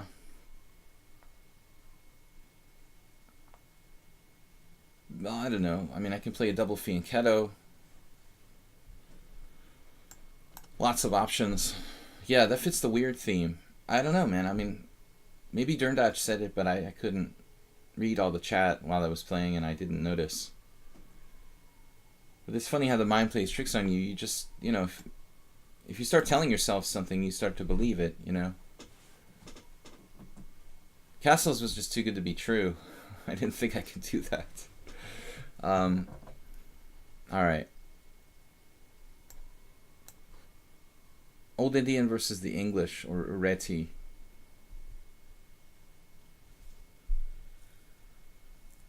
You believe me? So Derndach actually believed me that I couldn't castle too.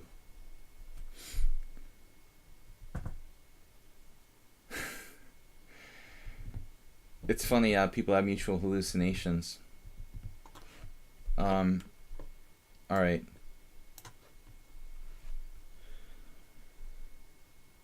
I just resigned. I'm good. Not only losing a pawn. I mean, if I can't castle there, it's not about losing a pawn. It's about like my coordination is destroyed, my structure is destroyed, everything would be destroyed. You know, it's not just being down a pawn. It would be a total catastrophe. If he wins my b2 pawn, I thought, okay, if I can keep the structure together, trade the queen somehow, I'm fine. Another ambulance. No, I guess knight c3 here. I mentioned this earlier. I know that at one point or another, Simon Williams had been promoting the Old Indian in some videos, but I just still don't think that it's very active for black. If I play d4, he plays e4, and then he can maintain his center, and he has a good game. Can we get an ambulance emote?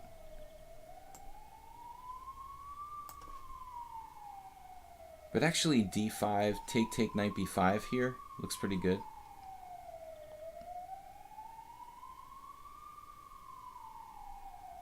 How fast can I get to the c file? Let's see, bishop f8, rook c1. Or maybe bishop f8, d4, e4, knight d2, d5. He even has e3 there. Knight d2, d5, cd, cd, knight b5. And we're pretty fast on the c file. But he has the old rook e6 trick. Then I can play maybe something weird like queen c7, queen e8, queen a5. Instead of knight bd7, I should play queen b6 and black has minus 1.8. Queen b6 right away. Well, that's an opening that I do not play for real. The bird's opening, Fromm's Gambit with d4. But I'm still curious what the right move was. I did something wrong. That's why I do the Weird Wednesday, though. It's fun. It's educational. I learned something about openings that I don't normally play. Man, this ambulance is serious. All right, queen c2. I'm like on the 5th floor of my building. Why do ambulances sound so loud from up here? All right. It's not like I'm on the street level.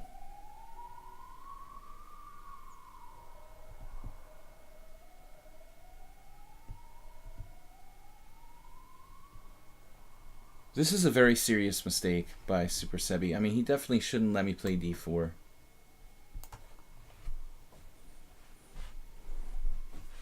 They need to tone down those ambulances. There's no need for them to be that loud. I know Hungarian drivers are freaking crazy. But it's just too loud, man. Turn it down. Okay, d4. Hard to concentrate here. So last game I resigned in a good position. Super Sebi just lost his mind. Hopefully I didn't make another crazy mistake. But this is the point. I mean, I'm not going to play d4 if you can play e4 effectively. This is just a blunder. Not queen d3 because of knight c5, but queen c2. Okay.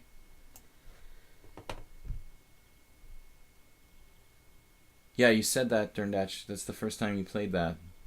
Very natural. I don't play f4, but if I did, I'd probably go into the King's Gambit rather than accept the Fromm's Gambit. Well, it's somewhere I was reading. Okay, it's a 10-year-old book. Richard Palliser on beating unusual openings, but he was claiming that the Fromm's Gambit had some problems. I'm not sure where it stands today. That was 10 years ago. We can check the theory.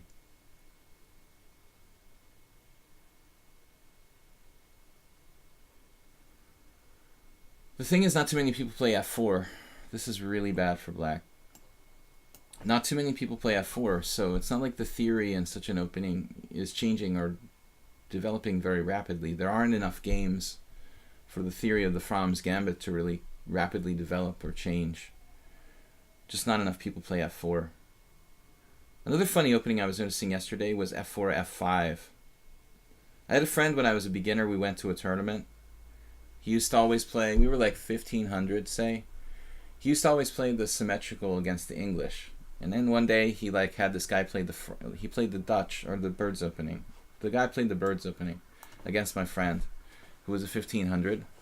And I walked by the board and he was sitting there and he played like f4, f5 with black. Like symmetrical birds opening. And my friend and I were like, what are you doing, you know? And he was like, oh yeah, I'm just playing the symmetrical. I said, that's not the English opening, man. It's like the birds opening. It's a totally different thing. What are you doing, you know? But I looked at it yesterday, and ironically, like there's been quite a few games, relatively recent Grandmaster games like f4, f5. There was like one game where Rockport was white, I think. It's actually not bad for black. But it's not as sound a move as like c4, so it seems very strange to answer f4 with f5. Like you'd want to take advantage of f4, not like copy it. This is something you'd expect Rockport to do like with black, though, honestly. The Super Sebi just created a lot of problems for himself along with d-file. This is lost. We can check for a minute the opening, though, against Derndatch. Because I think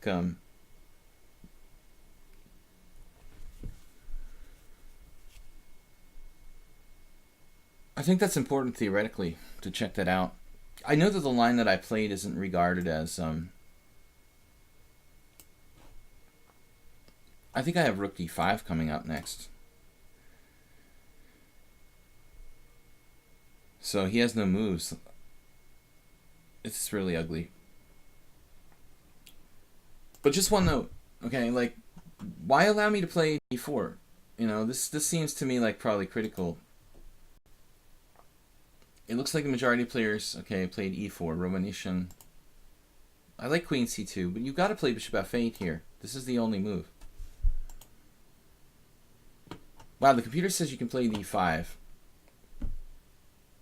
4 master games, and nobody had the guts to do that, including Arshak Petrosian and George Hickel.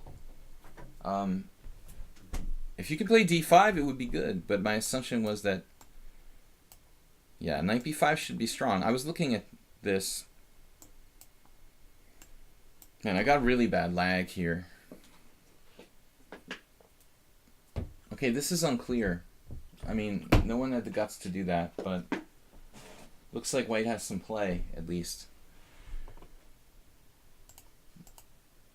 But Super Sebi, like, why not bishop f8? I mean, that's the standard old Indian move.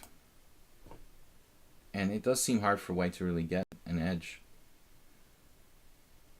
Romanician, what did Romanician do? Played e4. This might very well transpose to a mainline old Indian.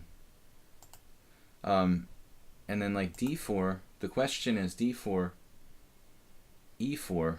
No one played e4. It's that bad. That's really weird.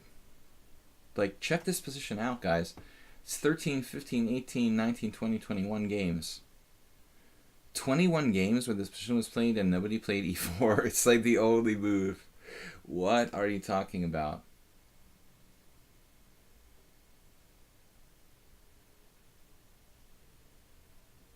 That is crazy.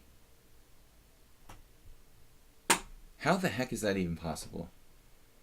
There's 20 games here, all master games, going back to Portish against somebody from 1985.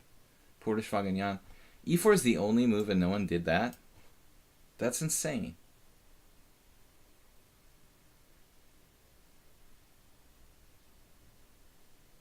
It's that bad for black. Knight g5, d5. I don't know about this knight on g5. I was thinking about playing knight d2 because it's safer.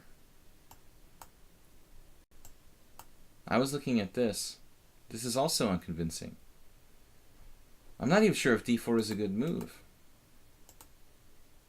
You know, maybe Romanishin's right. I mean, there's got to be a reason why Romanishin would play e4 here. He doesn't want to see black playing e4, you know. That's... Anyway, like the previous game against Derndatch, I want to see this birds opening. I've got really sick lag. I don't know. It's my internet connection. I have no idea what's going on. 476. It's usually okay. But let me see this for a second. Learn from my mistakes. Okay. So this was the previous game against this Mr. Forza. Well, there's no games here. What?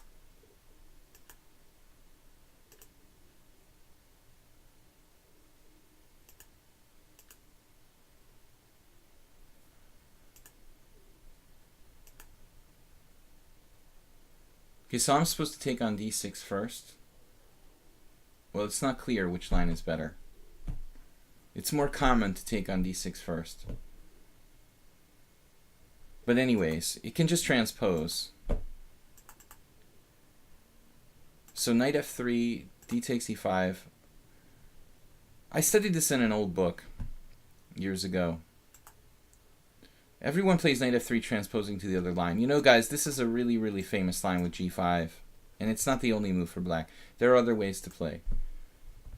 There are other ways to play. I mean, this is the real question. It looks like white is scoring pretty well here.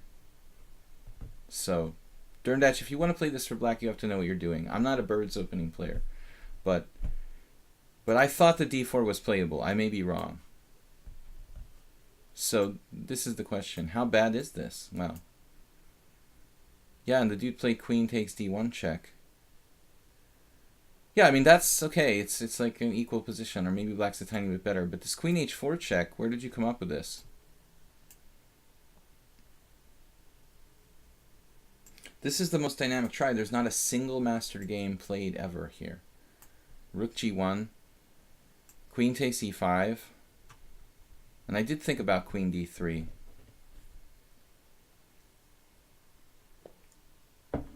Apparently queen d2 right away is possible. Queen d3, threatening to trade queens with like queen e3. You could do that. In this sort of position, you could even play queen e3, I guess. But you're losing too much time. That's the problem. I don't really like queen d3. I mean, if I'm going to end up losing time with it, really? Like queen d3, knight c6, if I'm going to end up losing this much time, it seems somewhat suspicious to lose that much time to trade the queens. So, objectively, this line is just not dangerous, but I wanted to know if there was a way I could equalize. I played knight c3. He plays knight f6. I played queen d2. This is one of the best possible moves. He castles. And I played the best move, queen f4. Or queen g5. I was concerned about queen g5, bishop f5. But I guess that's not so good. Computer says mine is the best move. It says your queen a5 is the computer's best move. You said queen a5 was a mistake.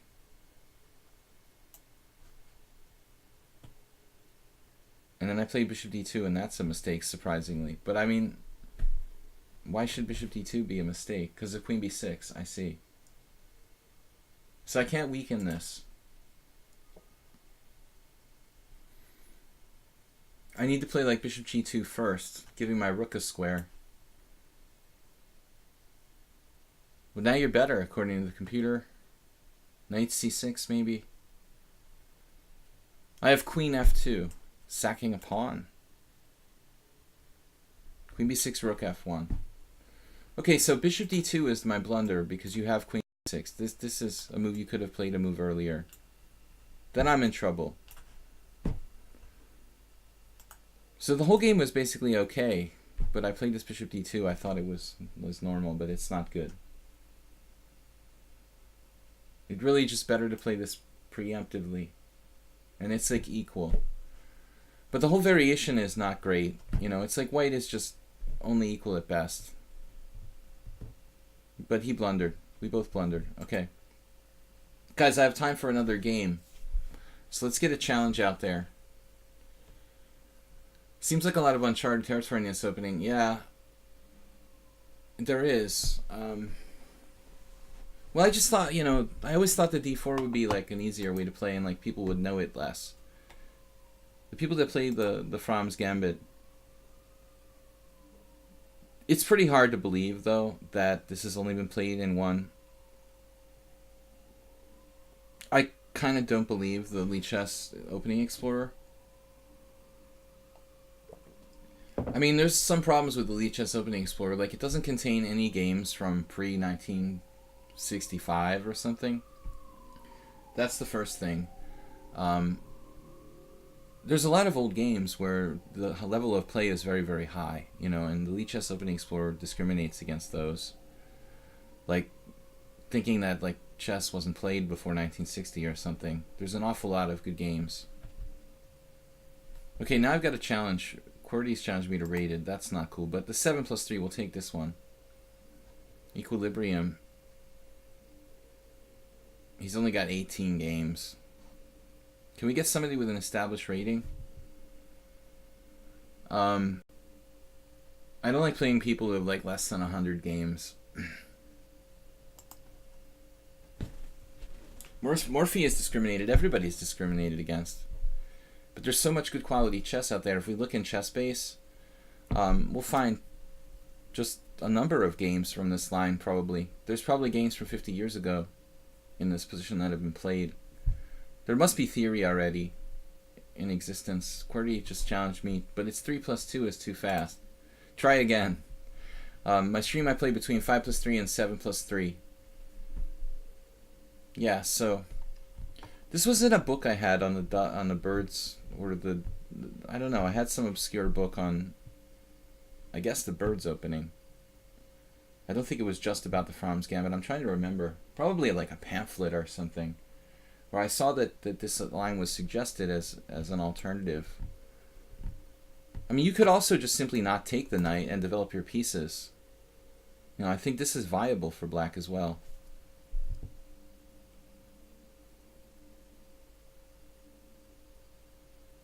It's basically like some kind of Lisitsyn gambit with colors reversed. Reasonable pawn sacrifice. Bird opening by Timothy Taylor. No, I didn't have any recent book. It was an old book. But everyone plays knight f3. No one would dare play knight c4, right? Then you have queen h4 check winning a knight. Good suggestion. Knight d3 is possible. Oh my god, that is dangerous looking. Queen h4 check. I have such bad lag that we can't even trust my Stockfish program. Knight f2, bishop takes h2. This is very interesting, actually. Totally unexplored. Who was it that just said, like, there's a lot of unexplored territory? This is what I'm talking about, yeah. We can't trust my engine here because my computer is running with a 400 ping or something, but, or my internet is on a 400 ping. It seems to be changing its mind every minute. But actually, the knight at f2 fairly well placed. It's protecting the rook on h1. I don't know what's going on here. It's a lot like a king's gambit. Maybe that's for next time. We'll experiment with knight to d3. Still not an easy position for white to play. Black has the initiative here. Alright, I'm going to take a challenge here. Last one for today, guys. I just accepted their challenge, assuming they had some games. They do. Alright, you just got to have faith. Unusual openings today. I hardly got any blacks. There is a Heinrich Danielson book called The Polar Bear, Reverse Leningrad Dutch. Yeah, I mean Danielson is a solid player, and he's He's the only person who really plays the birds opening on a regular basis at a Grandmaster level that I know of. I mean, I guess some other people have messed around with it, maybe. Maybe Rapport and Jabava, I don't know. I'm surprised if Rapport doesn't play it. Rapport seems to have a penchant for unusual openings. So I played this experimental knight c6 move, which I've done off and on. I guess here my idea is to play bishop b4. Trying to keep it outside the realm of normal theory. You could play it like a Mexican defense. We don't have to play French style. So I can play d6 and e5. But I'm not sure it's best. I don't know. But it's something different, you know. White has to be better here. He has a nice strong center. The double pawns don't seem that relevant. It looks like a... I don't like bishop b5 though. It looks like a four knights structure. You know, the four knights, e4, e5. I don't like bishop b5 that much. It seems like it just forces me to make like a sensible move, and actually his main advantage is the bishop pair, so I don't think he should flirt with trading one off. Having said that, it's still not so bad for white, but no, he should not flirt with this exchange. Just sensible development there for white. The Nimzo Larsen attacking the bird, of course. I was just thinking about queen g4. I don't really have any choice. I have to go here. I can't afford to make any more weaknesses in my pawn structure.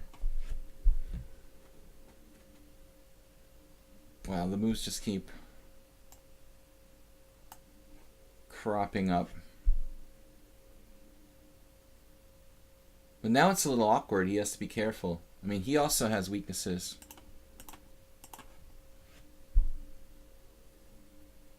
He or she. Paula. Anyway, guys, this is it for today. I've got to do some videos for chesslecture.com, which I do recommend you check out. Subscription video service. Queen g6. No, it seems like white is being a little too flamboyant with his pieces.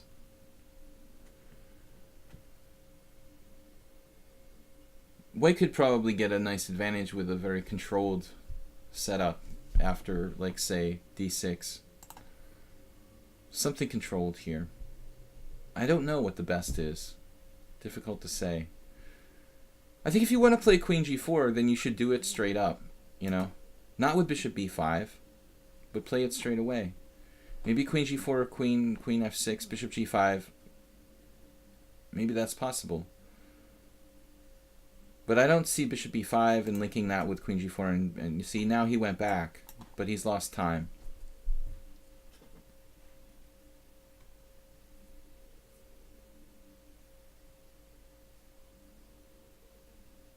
So I have an attempt to win a pawn, but dangerous.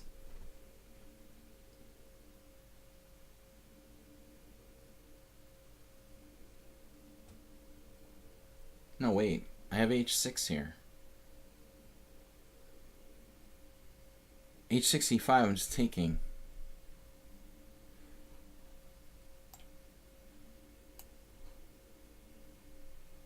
I guess white just blundered. What's the link with the chessgames.com?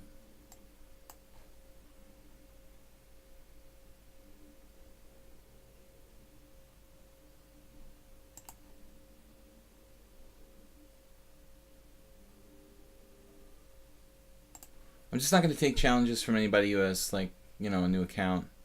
Okay, guys, I got some videos to record. I'm going to call it a day today. We're going to be back tomorrow night with my subscriber stream. It's going to be 7 p.m.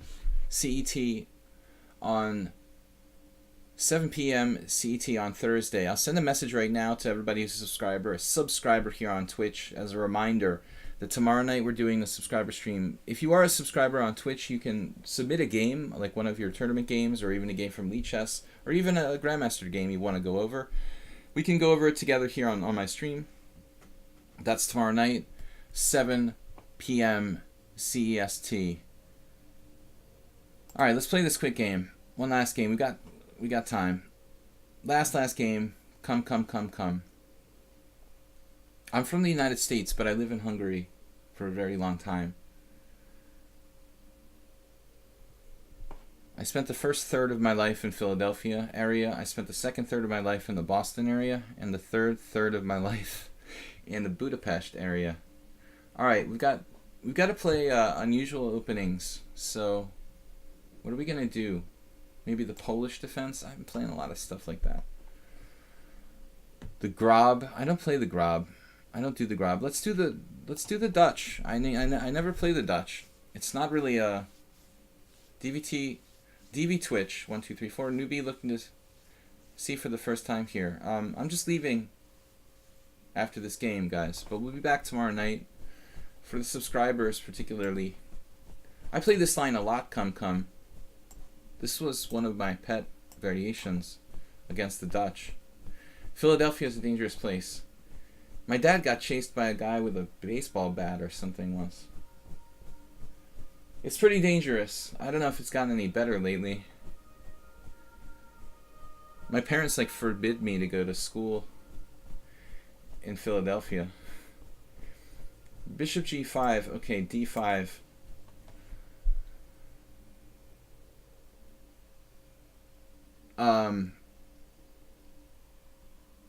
Yeah, not the safest city for crime in the United States. I had my car stolen from the World Open once. That's where they hold the... Boston is much safer. It's still not, it's still dangerous, like any American city, but it's much lower crime rate, I think, than Philly. Okay, e3. I got a car stolen in Boston too, though, so you can't really go. I've had cars stolen in multiple cities, but that's not the worst thing that can happen to you. e3. The police have more to worry about. They have more important things to worry about than stolen cars. Okay, so e3. I never really play the Dutch. I think I'm supposed to play bishop e6 here, if I'm not mistaken. Then queen d7.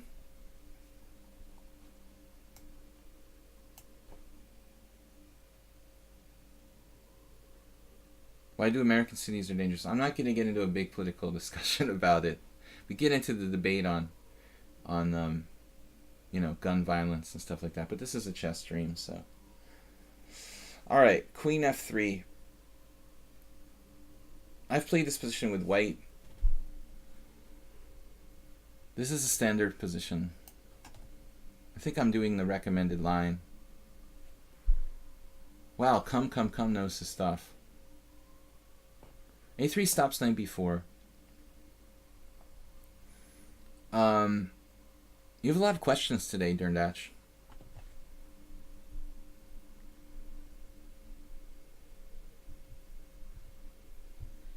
Americans are just crazy.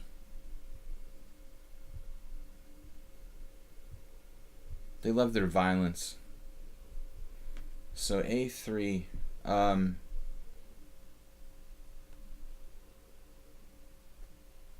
What are we doing? g6, h5. I mean, I'm sure that g6 is standard. I have to play g6 at some point. It's kind of like, why not just play it now?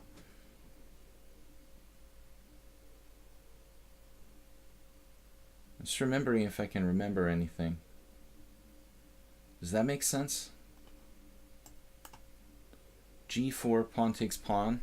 That's no problem. h3 is a standard idea.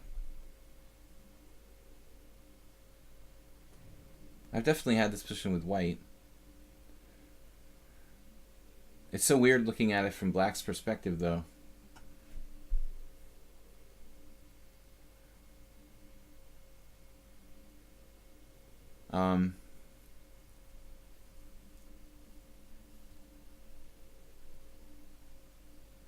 ancestors are like German and English. Okay, knight on g to e2.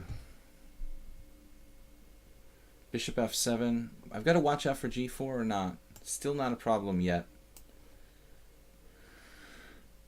We're circumventing knight f4, but this move feels a little bit passive.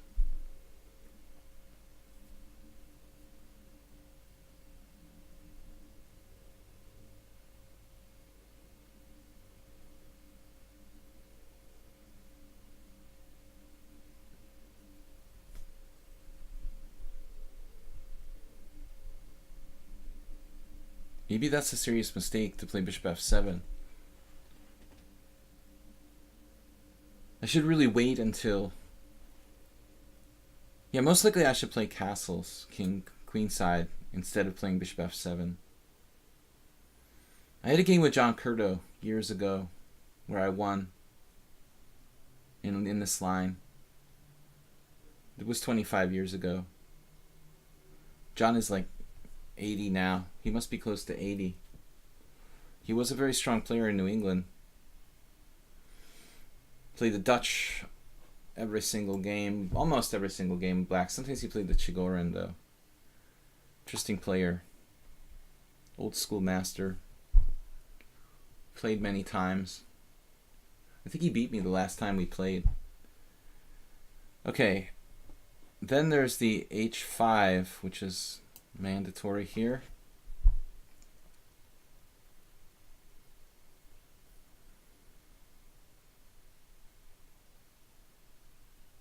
It's kind of a Mexican standoff. I don't know if that's politically incorrect.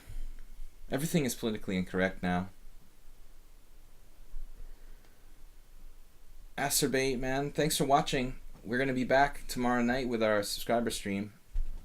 I wish I had already left. I should get a head start. Turned out you're really hyper today. You got a comment for everything. Aerosmith. Alright.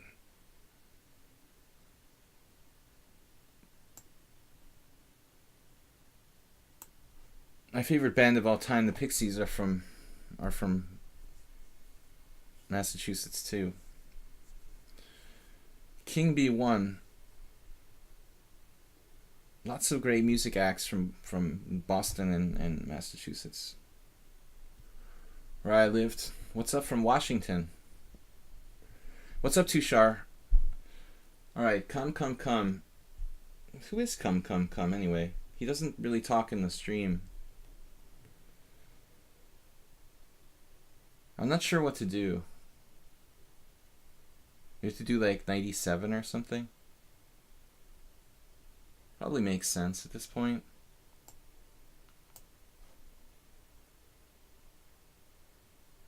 My queen covers a4, so there's no knight a4. Well, that's why I was calling it a Mexican standoff. I've played this variation many times with white, and I know how it is. You get to this point, and there's like no way to break the position, but there's nothing black can do too. It's a very typical scenario here. Very, very, very typical. I missed something there though. Well, I didn't miss it, but I didn't consider it. Like, there's this 95 trick where you like take, and then play e4 and fork white's pieces. I think that was recommended. That was recommended in some book I had. I don't know if it was this exact position, but something basically the same. So I could play that, and I didn't do it, obviously.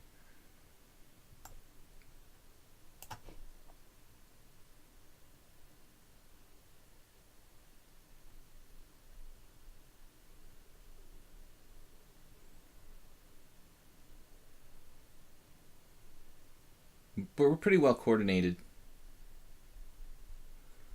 Yeah, c6, knight c8, knight d6. I mean, we're focusing on the weak square here on e4. I'm just thinking, he's playing so fast, man.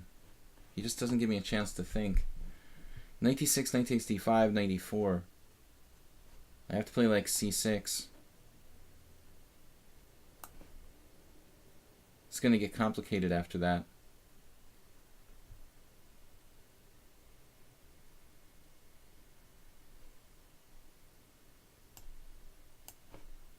so fast. I'm down 26 seconds. He doesn't use any time. Orgaligro.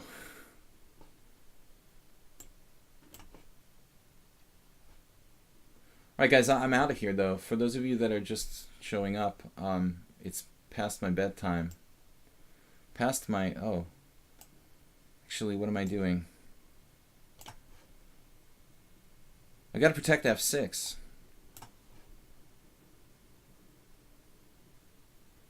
I think white is making negative progress. Just a matter of time till something like this would happen. He had a moment, there was one window of opportunity to play knight a4. I thought that was the moment. When I played c6, he should hit me with knight a4, threatening to invade on c5. But Kumkan was more concerned about like getting an edge on the clock, I think. Here I'm not sure. Undoubling the pawns looks logical. Queen f4. Queen f4 could be problematic. He doesn't really want to do that.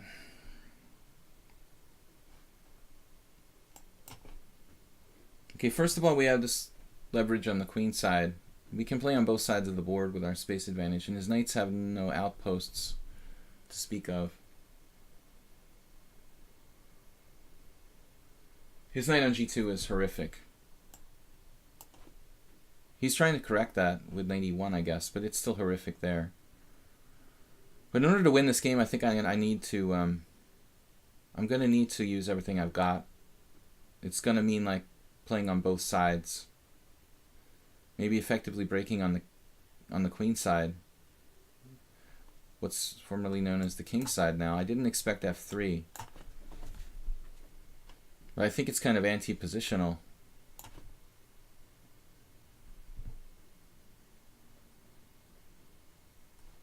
White's play, you know, may have harmed his own position to a great deal. To a great degree. He's insanely fast, though. I don't know much about this player. We played a number of games. He doesn't really talk, which is okay.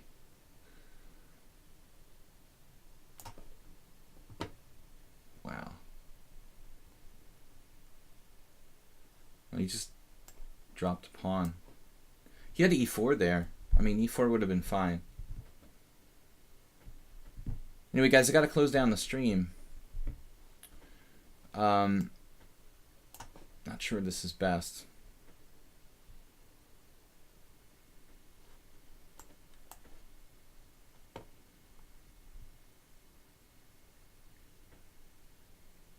We were a little lucky. 95 still possible here.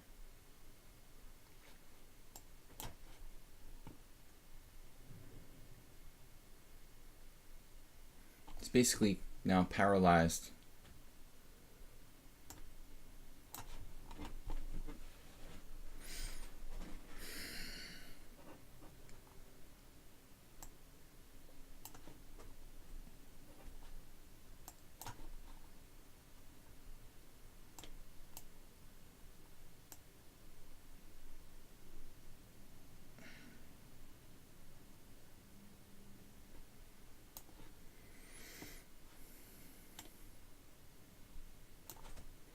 Seriously messing this up.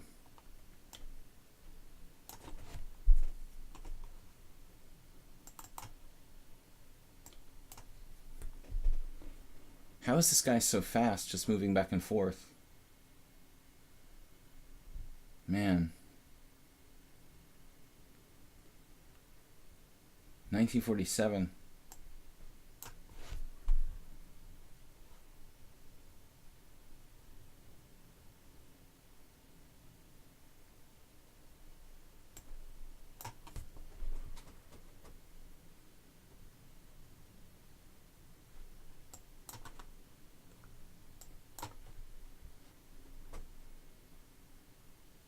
Seriously wants to win on time.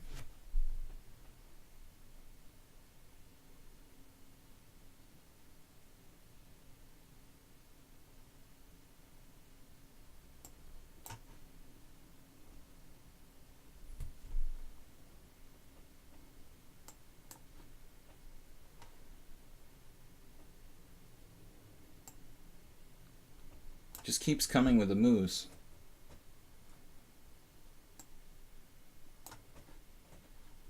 Wow. Just keeps coming with threats, like one after another, instantly.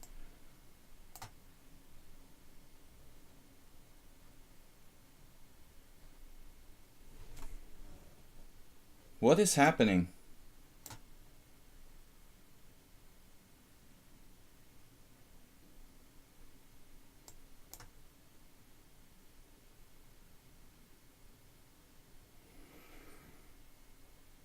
Strange game. I mean, I might even be in trouble. I might even be in trouble toward the end there. Yeah, I'm like lost on Queen F1. He has a forced mate. Practically a forced mate. Queen here, check. King takes. Queen A6. I didn't see Queen A6. King takes B4. I mean, this is hard to see, but logic would dictate that my king is not really safe here. Interesting player. Anyway, guys, we're going to be back tomorrow night. I got to take off. Thanks, Soltigo, for moderating. Thanks, everybody, for watching. I'm already late, so I got to go. I will see you guys tomorrow night for the subscriber stream. Bye-bye.